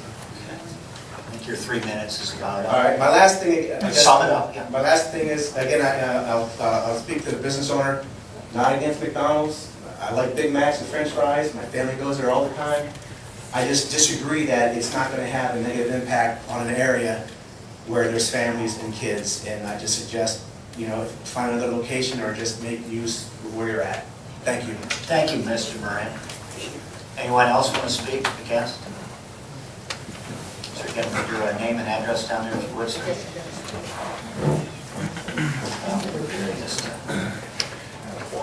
You'll be up here. Anthony Kindler. Okay, Anthony, do you swear or affirm that the information you are about to present is true and accurate to the best of your knowledge and belief? Yes, I do. Go ahead, sir.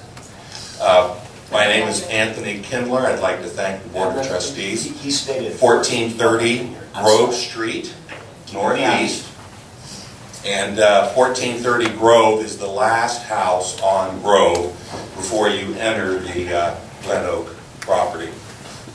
And I know my neighbors because they bring their dogs down Grove, and we have dogs.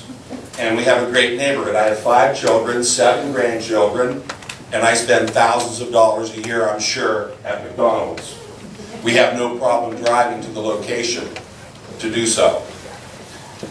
By the way, correct, hundreds of children, college students, Glen Oak students, use my property. They walk on my property, I mow the lawn, I maintain it, I pay the taxes on it, and I never complain to Glen Oak or Walsh. I'm happy to have them. I support the college, I support Glen Oak 100%. That's why my wife and I live at the last house on Grove. If you check the police record, you'll find that on numerous occasions, college or high school students have run into the last fire hydrant on Grove Street. You can check with the city, you'll find that I've maintained it each year, that I have it inspected and flushed out for the benefit of the elderly, the other homes in our area that would need that fire extinguisher. It is a dead-end road. We own that property, we pay the taxes on it. Now, occasionally you'll find that people will take Woodcrest to Grove, not knowing that it's a dead end, they'll turn, and they end up turning around in my street. It happens every day. It happens at night. At 2 or 3 in the morning, I'll find them drunk at the end of my street. I would anticipate that those approaching Route 43 Market Avenue off of Easton have on a number of occasions taken Woodcrest to the left, heading south over to Schneider. Agreed? Agreed. Now, I'm now headed toward Route 43. I have several entrance points off of Easton, heading south to Grove, of which I will be delighted to go to McDonald's at the end of the street. So all of the traffic that's currently going to McDonald's now will have multiple entrance points off of Easton to go to McDonald's, and they'll take it. They won't go to the traffic light at Market and turn left and then stand there and wait and wait and wait to turn left again to go into McDonald's. Okay, we've addressed the traffic. Okay, anything new? I did not hear anyone tell me when the state of Ohio ODOT would be expanding Route 43. Okay. So therefore, the entire traffic report presented needs to be thrown out. It's irrelevant. Okay. Route 43 is not expanded. ODOT has not expanded it, nor is there a traffic light at the end of Grove. So how can that report have any substance whatsoever to this meeting? Until someone can tell me when the state of Ohio will begin that expansion process, and then we'll see what impact it will have on the church across the street and on our community. Our 5 children, our 7 grandchildren love where we're at. We love our neighborhood. We never complain. We enjoy watching them walk the streets, and we'd like to keep it that way. And we believe that McDonald's is not an answer to that. Thank you. We stand in opposition. Thank you, Mr. Thank you. Thank you, sir. Anyone else against?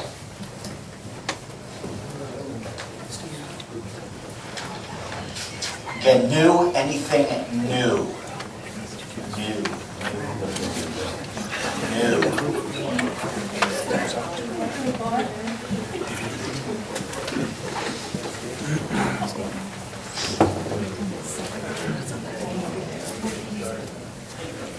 Again, we want to give Mr. Jurgensen the opportunity to question these folks about some of the things. So, please raise your right hand. Do you swear or affirm the information you're about to present is true and accurate to the best of your knowledge and belief?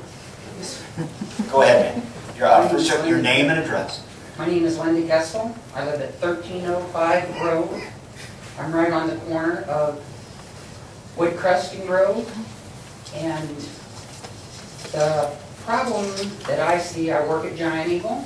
We now have a new restaurant over there, as you know, that serves alcohol and another restaurant over there. We have a huge problem with the traffic and the kids at night. Now, I work there. I've been there when kids have congregated, when they have been drinking beer and other things. We've had to call the police on them several times. Then they moved over to Starbucks. And Starbucks, as you know, we have no way in and out of there now. And the kids congregate there.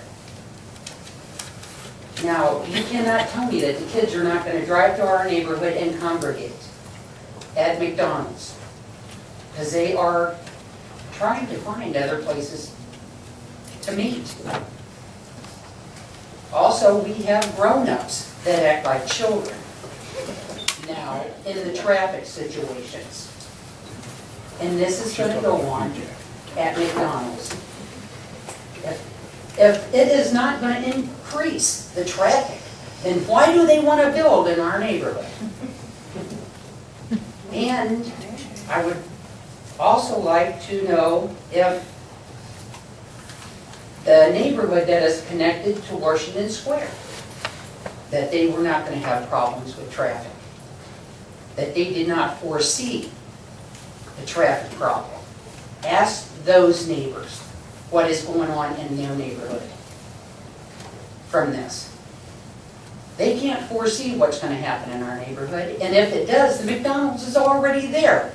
Oh well.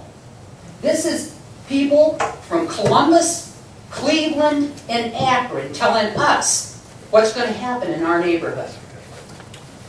And we all, if it's so great, let them put it in their neighborhood, or if Walsh wants to back it, let Walsh give them the land. Yeah. Thank you. Thank you, ma'am. The reason we don't allow the stuff in the audience, we preserve this as records. So, you know, if a court stenographer has to sit down and type this up, and there's stuff being yelled from the back, they can't make hide their hair of it. So that, please keep it down in the back. I appreciate it. Okay, where are we at? Anyone else?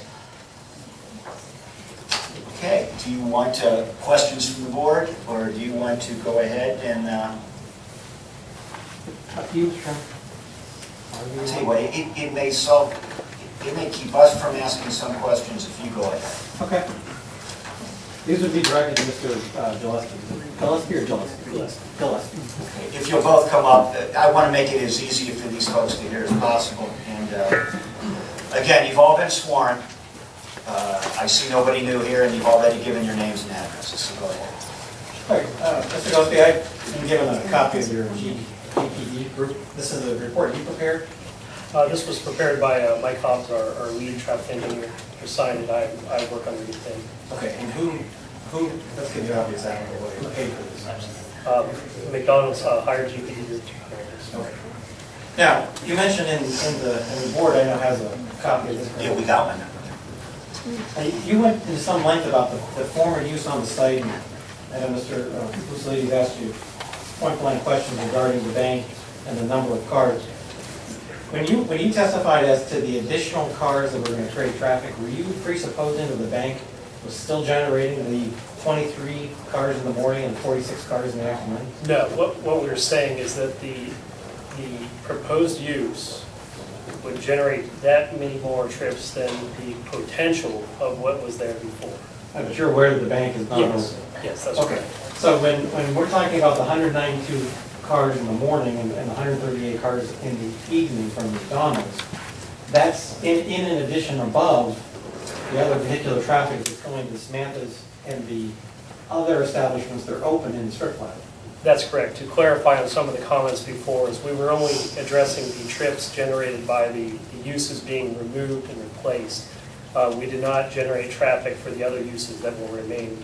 So the numbers we were giving were not the traffic for the total development. It was only for the portion that's, shown on the right side of the plat there. And I know we're in the report, do I see a reference to the Samantha's?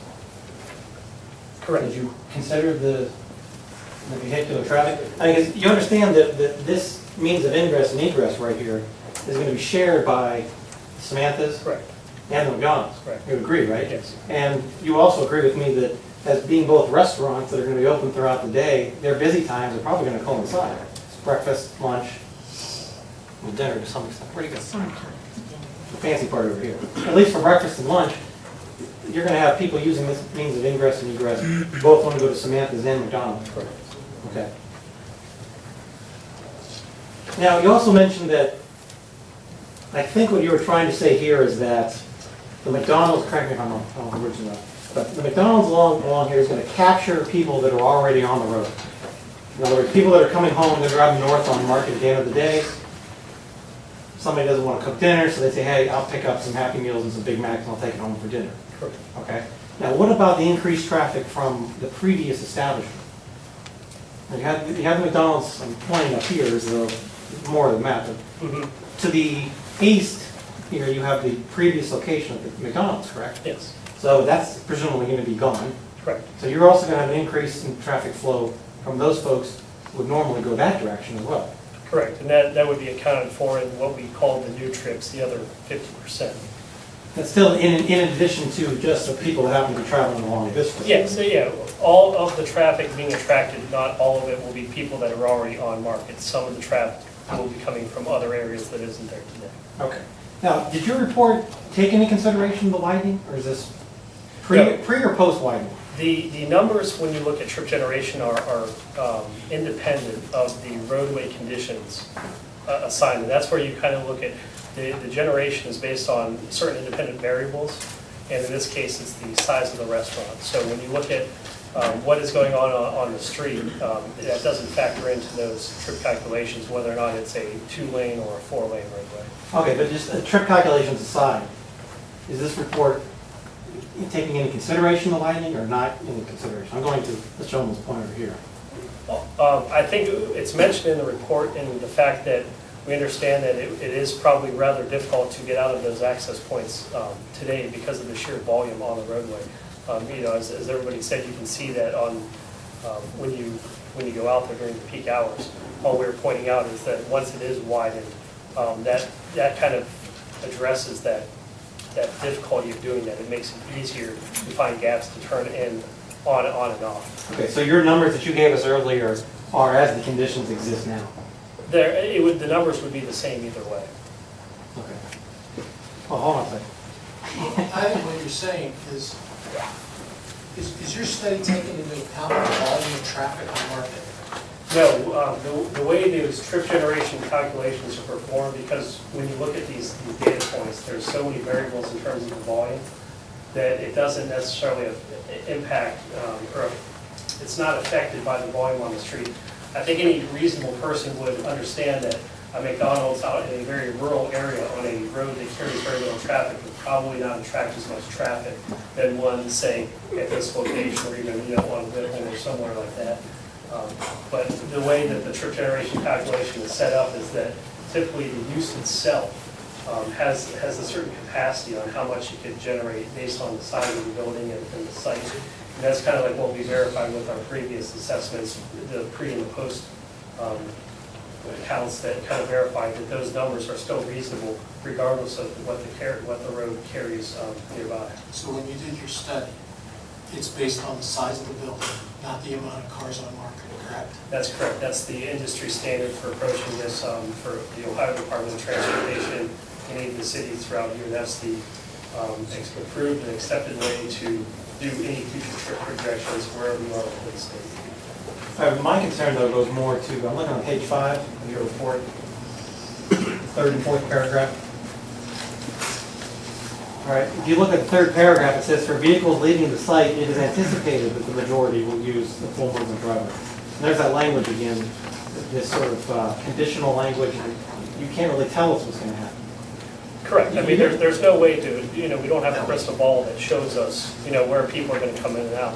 When you look at the circulation patterns and data has shown that the majority of McDonald's traffic is drive-through traffic. When you look at where they will be exiting the facility, their most convenient and accessible and access within site will be the one on Market. Not to mention, especially if you want to go north, you don't want to backtrack through the site to come out and make a right off the Grove to go north. You're going to take the most convenient way.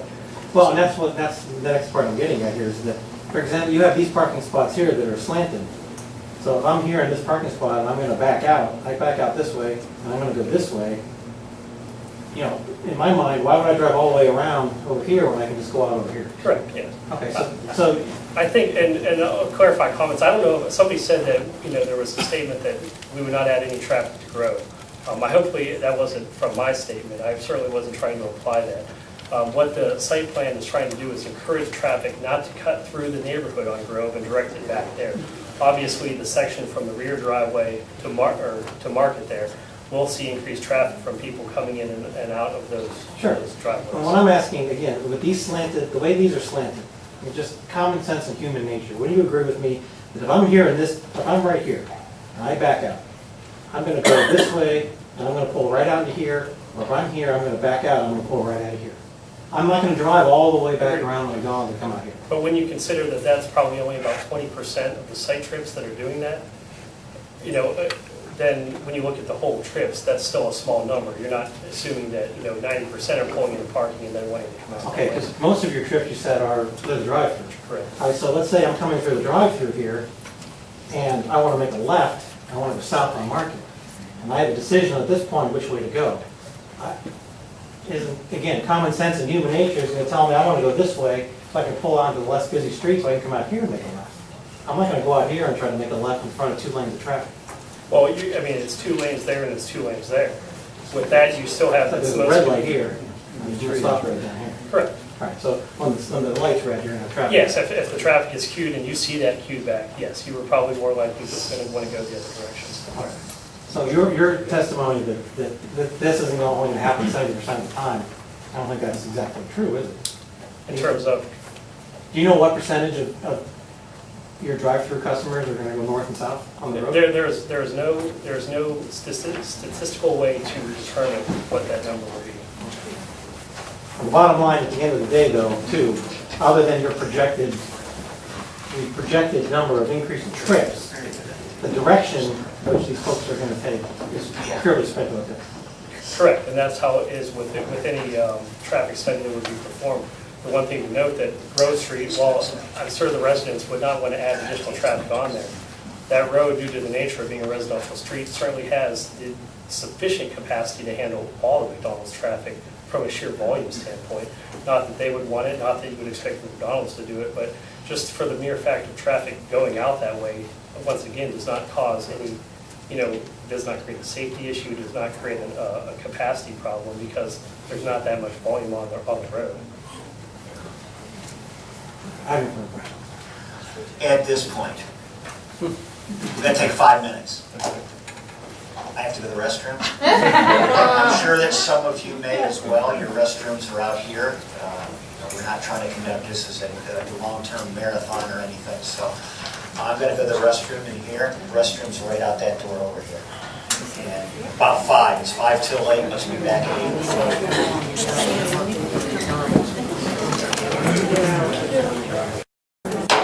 This hearing is reconvened after our break there. Mr. Jurgensen, you had the floor before we left.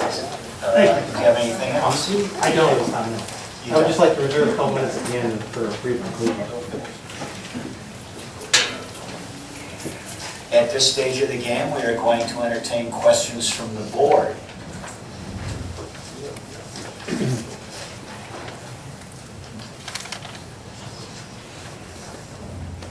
to my understanding that the only documentary evidence that's being submitted is this traffic study from GPD Group on behalf of the applicant, along with the, Thank you. let me make sure I describe this properly, the documentation of compliance for conditional use requirements. Correct, that's the other document. Oh, and also the PowerPoint itself. That'd be a third. I don't know if that's on the record, but the PowerPoint itself. Okay, procedurally, let's go back and address this. You still had a couple questions, correct? Because the applicant goes last to sum up, so do you want to ask those questions now before we do? No, that's what I'm saying, I'm done cross-examining. Okay. I'm done, as long as nobody else has anything to say. Okay. I'll let them- The only thing I'm saying is I'd like a couple minutes for a conclusion. Okay, you're fine. Okay. And then, to Mr. Fusili's point, it was requested that I email to Stephanie a copy of my PowerPoint, but it's part of the record. But other than that, I don't have any. That's fine, that's fine. Yeah. And as far as any other studies, there's no other studies other than this traffic study. No one else has a study to submit to this board. Is that my understanding? That's our understanding, yes.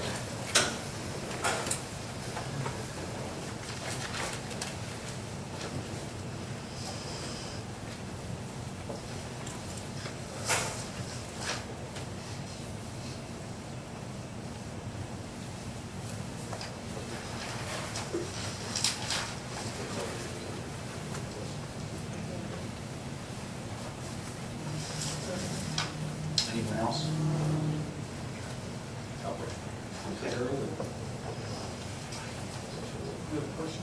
Anything else you'd like to present?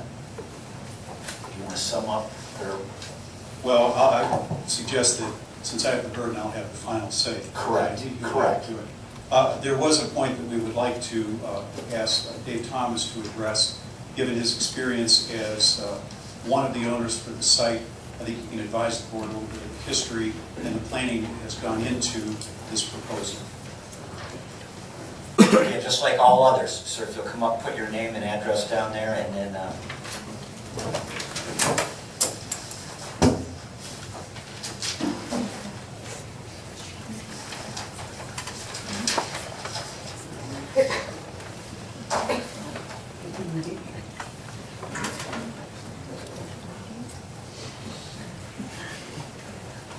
Sir, if you'll raise your hand.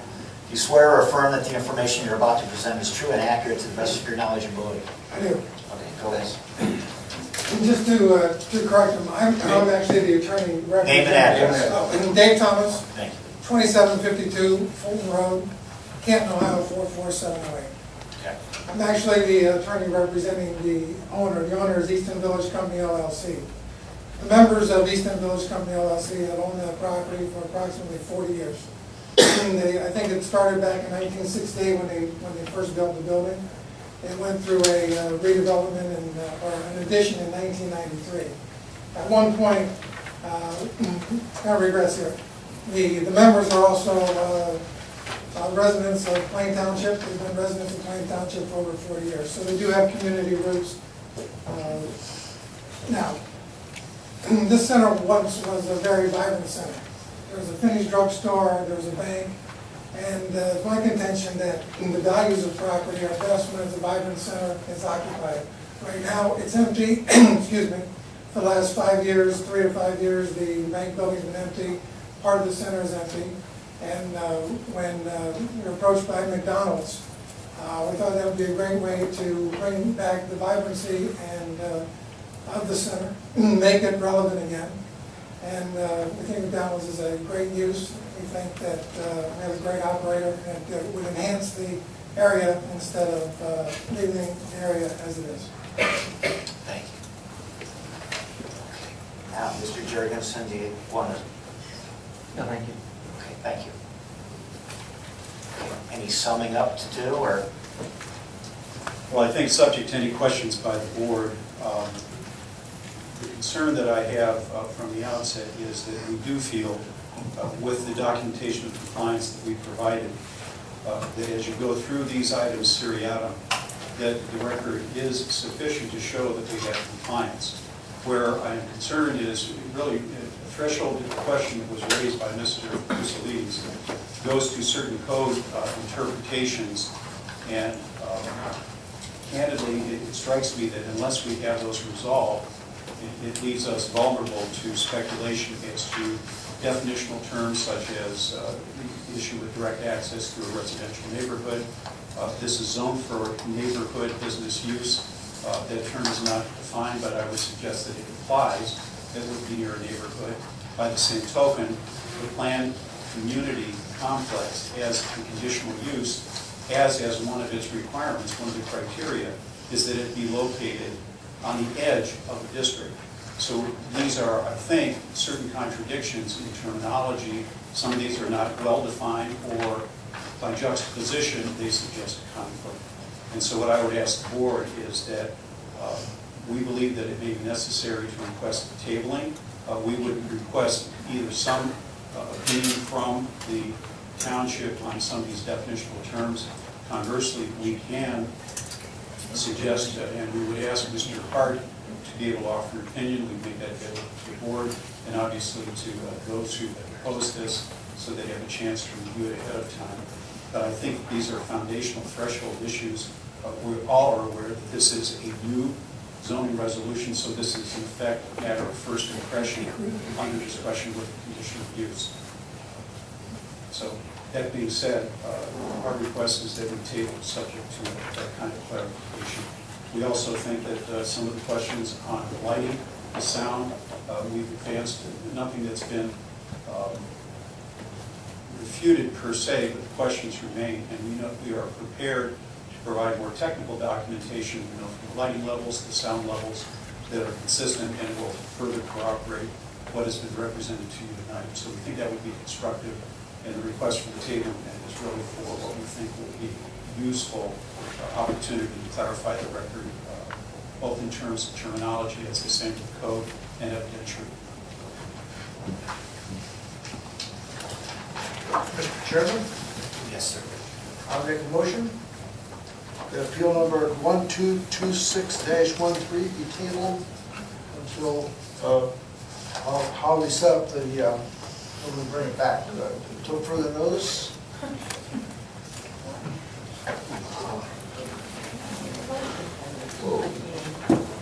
Let's see if there's a second.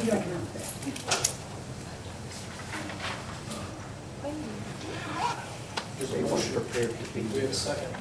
I'll second. I'd like to make a statement. This is the second time these people have been in front of us. This is the first time around where they asked to table it. I think that, number one, there's two parts to this. One is the zoning regulations under 1102. We sit as a quasi-judicial administrative body here. That's what we're here to do, is make these determinations. I think it's pretty clear what direct access through a residential neighborhood shall be prohibited. I can read the English language, I think I know what it means. Beyond that, they have, even if they meet the conditional use requirements under this code, they still have, this board still could deny the appeal based on the fact of surrounding circumstances and facts. And specifically, as was pointed out under 1101.2, the board shall determine beyond reasonable doubt that the general standards have been met, and it was outlined what those general standards are. So even if, to me, it's, even if you have the direct access, at least from what I've heard tonight, even if you have direct access through a residential neighborhood issue ruled in your favor, to me, I don't think you've met your burden of proof under the general standards provision of our zoning code. And we're permitted to go, even though you meet those conditional use requirements under the zoning code, this board is permitted to still deny your appeal based on those standards. So I'm going to vote no, just so that everybody knows that before we vote. Well, I mean, vote no on this motion to table. Mr. Chairman, can I address the request? It's part of the discussion. I think procedurally that That's not correct procedurally. There's a motion on the table right now. There's a motion on the floor to table this one more time. There was a motion by Mr. McVeigh. There was a second by Mr. Sutton. So we need to have a vote on the table. I would possibly suggest that if it would be tabled, that we would set it for the next regularly scheduled meeting on October 2nd. I know that's coming from our zoning director. Can these questions be resolved? I think I'm going to legal counsel do that. Well, we have to have a vote on it. Okay, so go ahead and call for the vote. This is a vote for tabling this proposal. Sutton? Yes. Pusleitis? No. McVeigh? Yes. Beck? No. Reichel? No.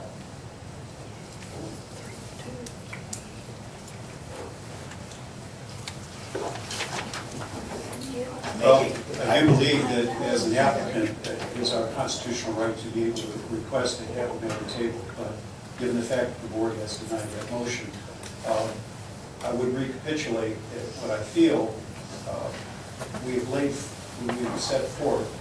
And please bear with me, but I want to go through these general development requirements.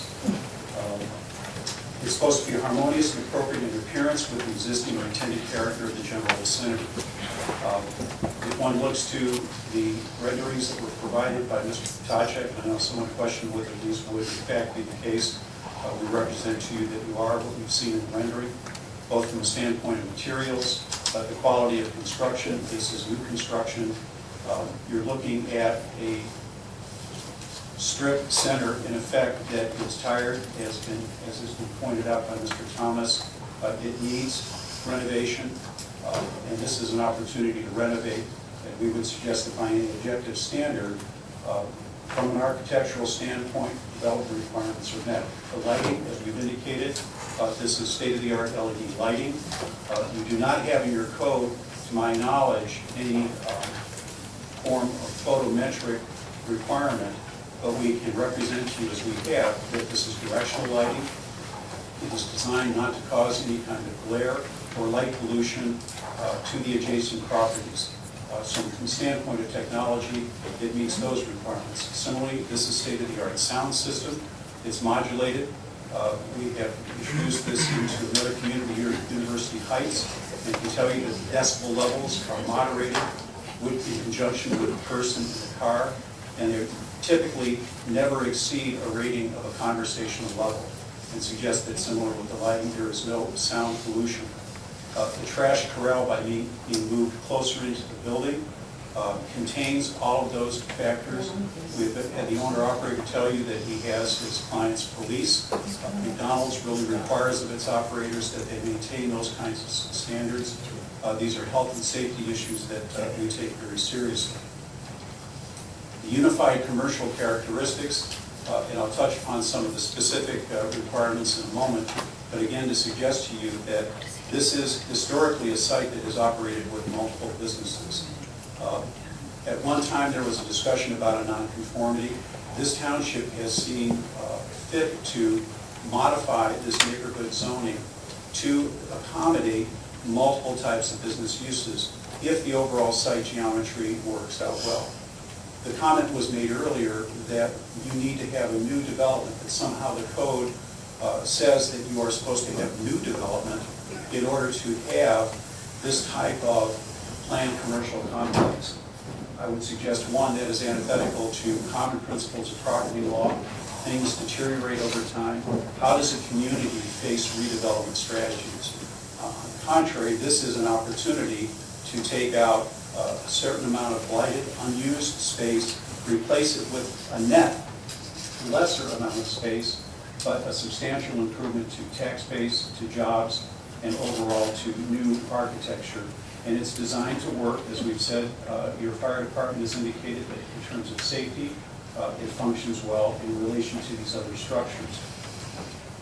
We're not changing the curb cuts other than to restrict them to minimize the potential adverse impact to the neighborhood. So for item number 2, would not be hazardous for disturbing to existing or future neighborhood uses.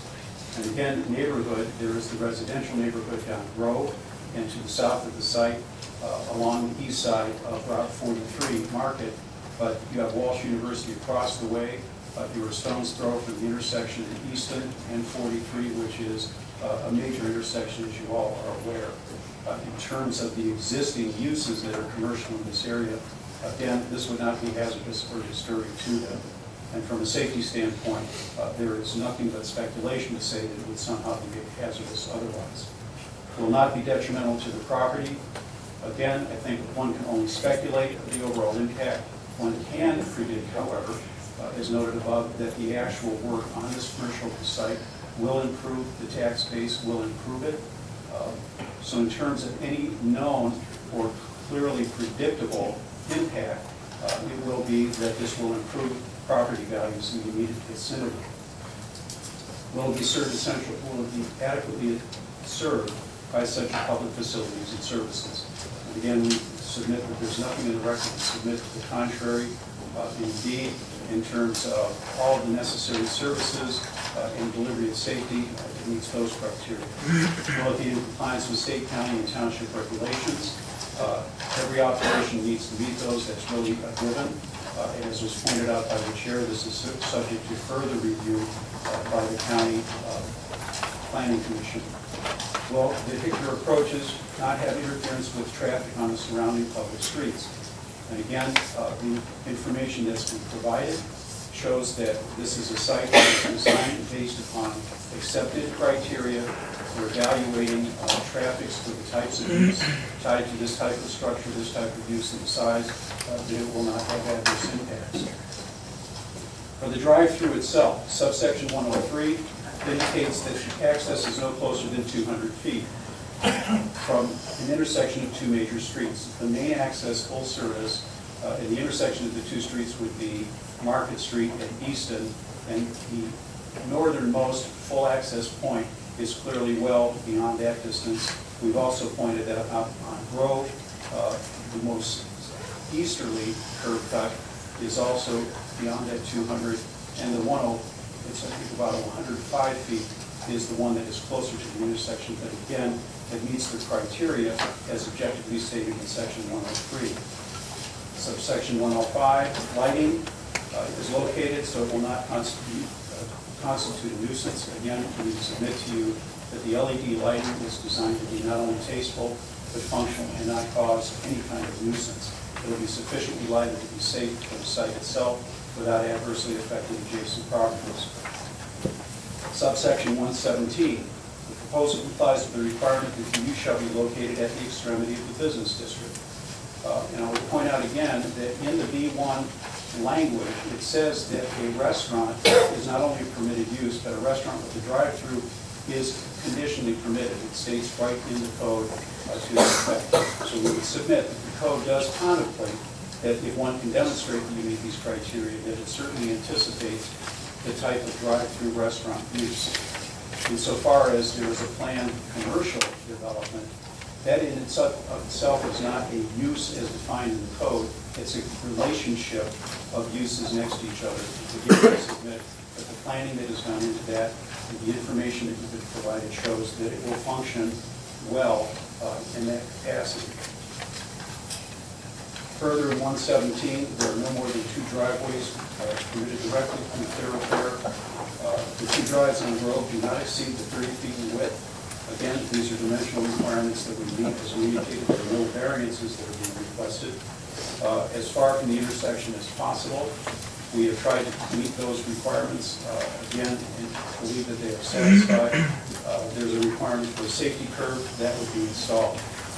And then finally, for the specific standards for the planned commercial complex in section 103 again, we've addressed those criteria. Section 120, the planned commercial complex has two more buildings, a common vehicle parking field, and controlled access to abutting streets as we have presented. Again, the uses are permitted. The yard requirements are met. There are more than 20 feet from between the buildings. While we understand that people feel that the McDonald's use is not popular, we would submit to the board that your site is zoned for this type of commercial activity. and we believe the experience is demonstrated in the record that the drive-through, the side-by-side especially, is efficient, it is safe, both for to, through, and from traffic movements. And we do believe that by any objective standard, we have met the criteria for the code. Appreciate your attention. Thank you. Thank you. Good, go ahead and make a motion.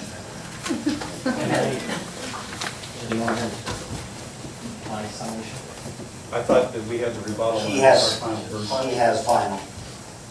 Yeah. You pass I it? get to go after him, and then he can rebut me. Okay. Okay, go ahead. When you asked me earlier, you asked if I had any other questions. I thought you were referring to the witness who spoke. You go ahead. I mean, I should have a chance. Okay, go ahead. And again, I will be brief, really.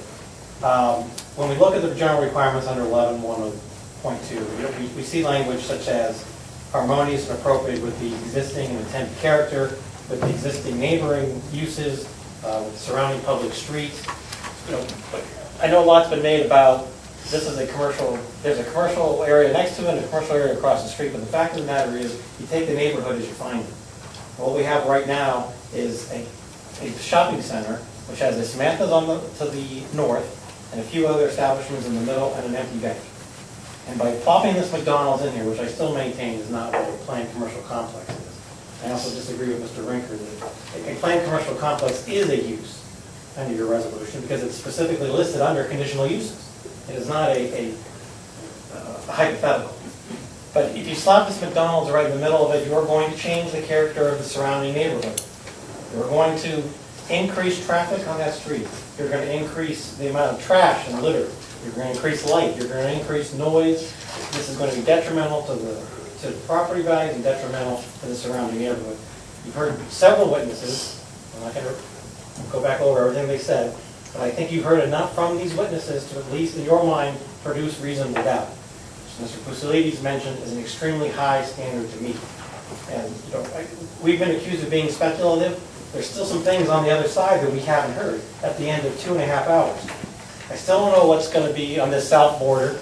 I haven't heard anything about the south border and what's going to prevent lights. Every time somebody parks here, as soon as it gets dark in November, every time somebody parks here, there's going to be headlights shining down here. I haven't heard anything about the south border. And we still haven't heard about the hours of operation. That should have been like the first thing that was mentioned.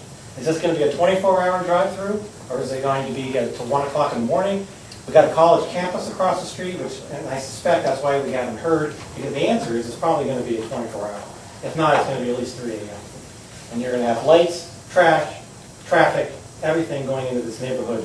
And to stand up here and for them to say this is not going to disrupt the character of the neighborhood really is just disingenuous. Frankly, I don't want to repeat everything that's been said. That's my summation. We ask that you deny the appeal. Either one, both.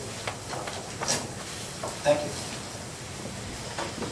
Just a couple of points. As far as the south border, the hours of operation, as this board is aware, it has discretion to impose certain conditions as part of the conditional use process.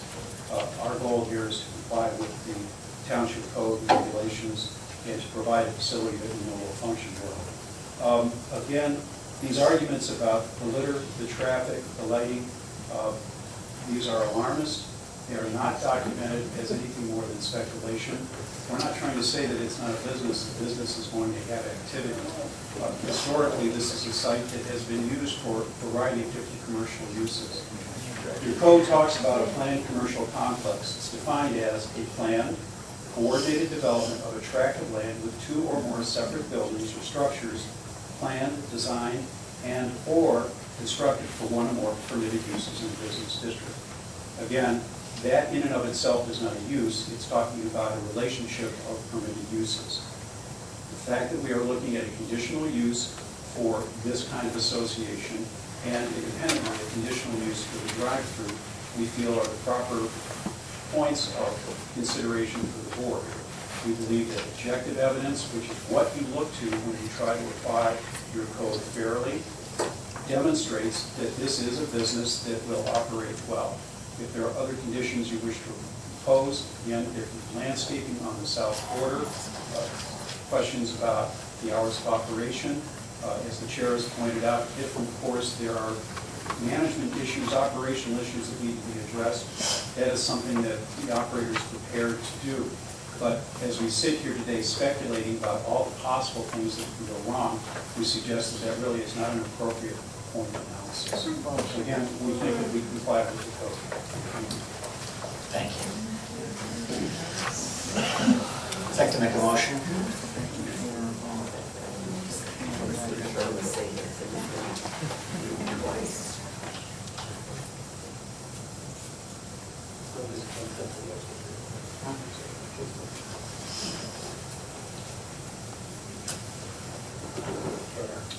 Okay. Motion, whereas applicant Larson Architects James Township, 12506 Edgewater Drive, Suite 10, Lakewood, Ohio 44107, and owner Easton Village LLC 3930, Fulton Drive Northwest, Canton, Ohio 44718. Requests the following to construct a new commercial building on the property located at 6300 Market Avenue North, parcel number 52-17266. Conditional use permit for a planned commercial complex. Also a conditional use permit for a drive-through. Whereas the applicant or representative has appeared in person before this board at an adjudication hearing on said application, and the Plain Township Board of Zoning Appeals has duly considered this application pursuant to Ohio Revised Code 519.14.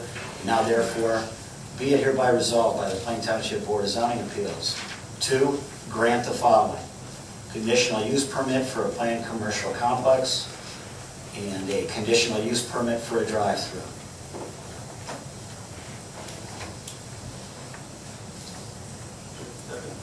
Do I have a second?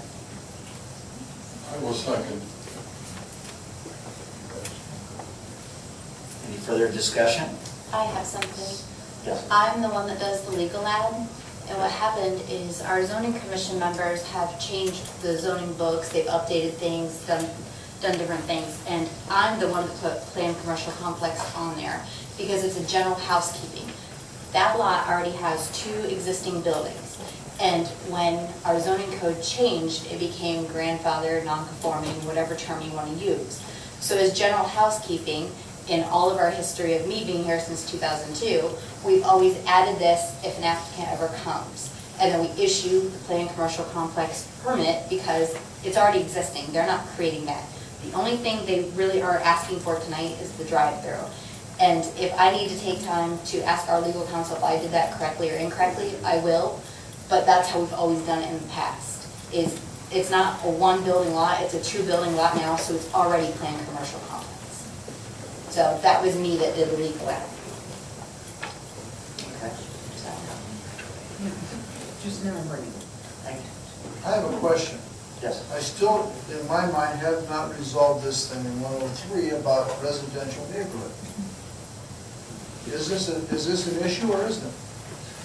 That's why there are people that are higher than we are, Mr. McVeigh. But how do I vote if it creates a court case?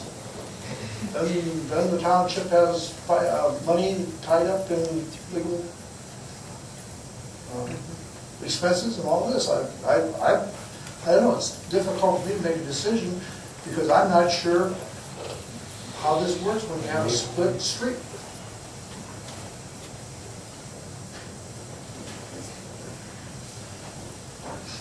Well, from a standpoint, when plans get submitted into our office, and again, one thing that will happen, generally speaking, is ingress and egress to major thoroughfares such as the Route 43 are normally, well, first of all, they go through ODOT review and also RPC review. And they are normally, for new ones, they're normally limited in scope. And then for ingress and egress, RPC will normally require a secondary means to get in and out. And again, from the component of, again, whether this is or is not direct access through a residential neighborhood to the site, it's my opinion that it is not. It's my opinion that because of the... Mr. Chairman, Yes. Point of order, please, no, please. Yes. I agree with you. Procedurally, with all respect to Mr. Falk and Ms. Metzger, I agree with public comment has been closed and we cannot. I agree with this. I agree with you. I'm the secretary of the board. I know, but public discussion has been closed. You two are still members of the public. The only people allowed to be discussing at this point procedurally are these 5 individuals. There's a motion for a vote and there's a second on a vote. Stephanie, let's go ahead and vote. Sutton? Yes. Puslidis? No. McVeigh? Yes. Beck? No. Reichel? Yes.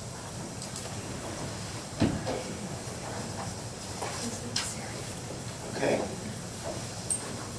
Let's see, any further announcements? No meeting. At this time, we do not have anything scheduled for a meeting in October. We'll inform you if anything comes up in November. Okay, do we have an adjournment? Motion for adjournment? I'll make that. Second. Who seconded?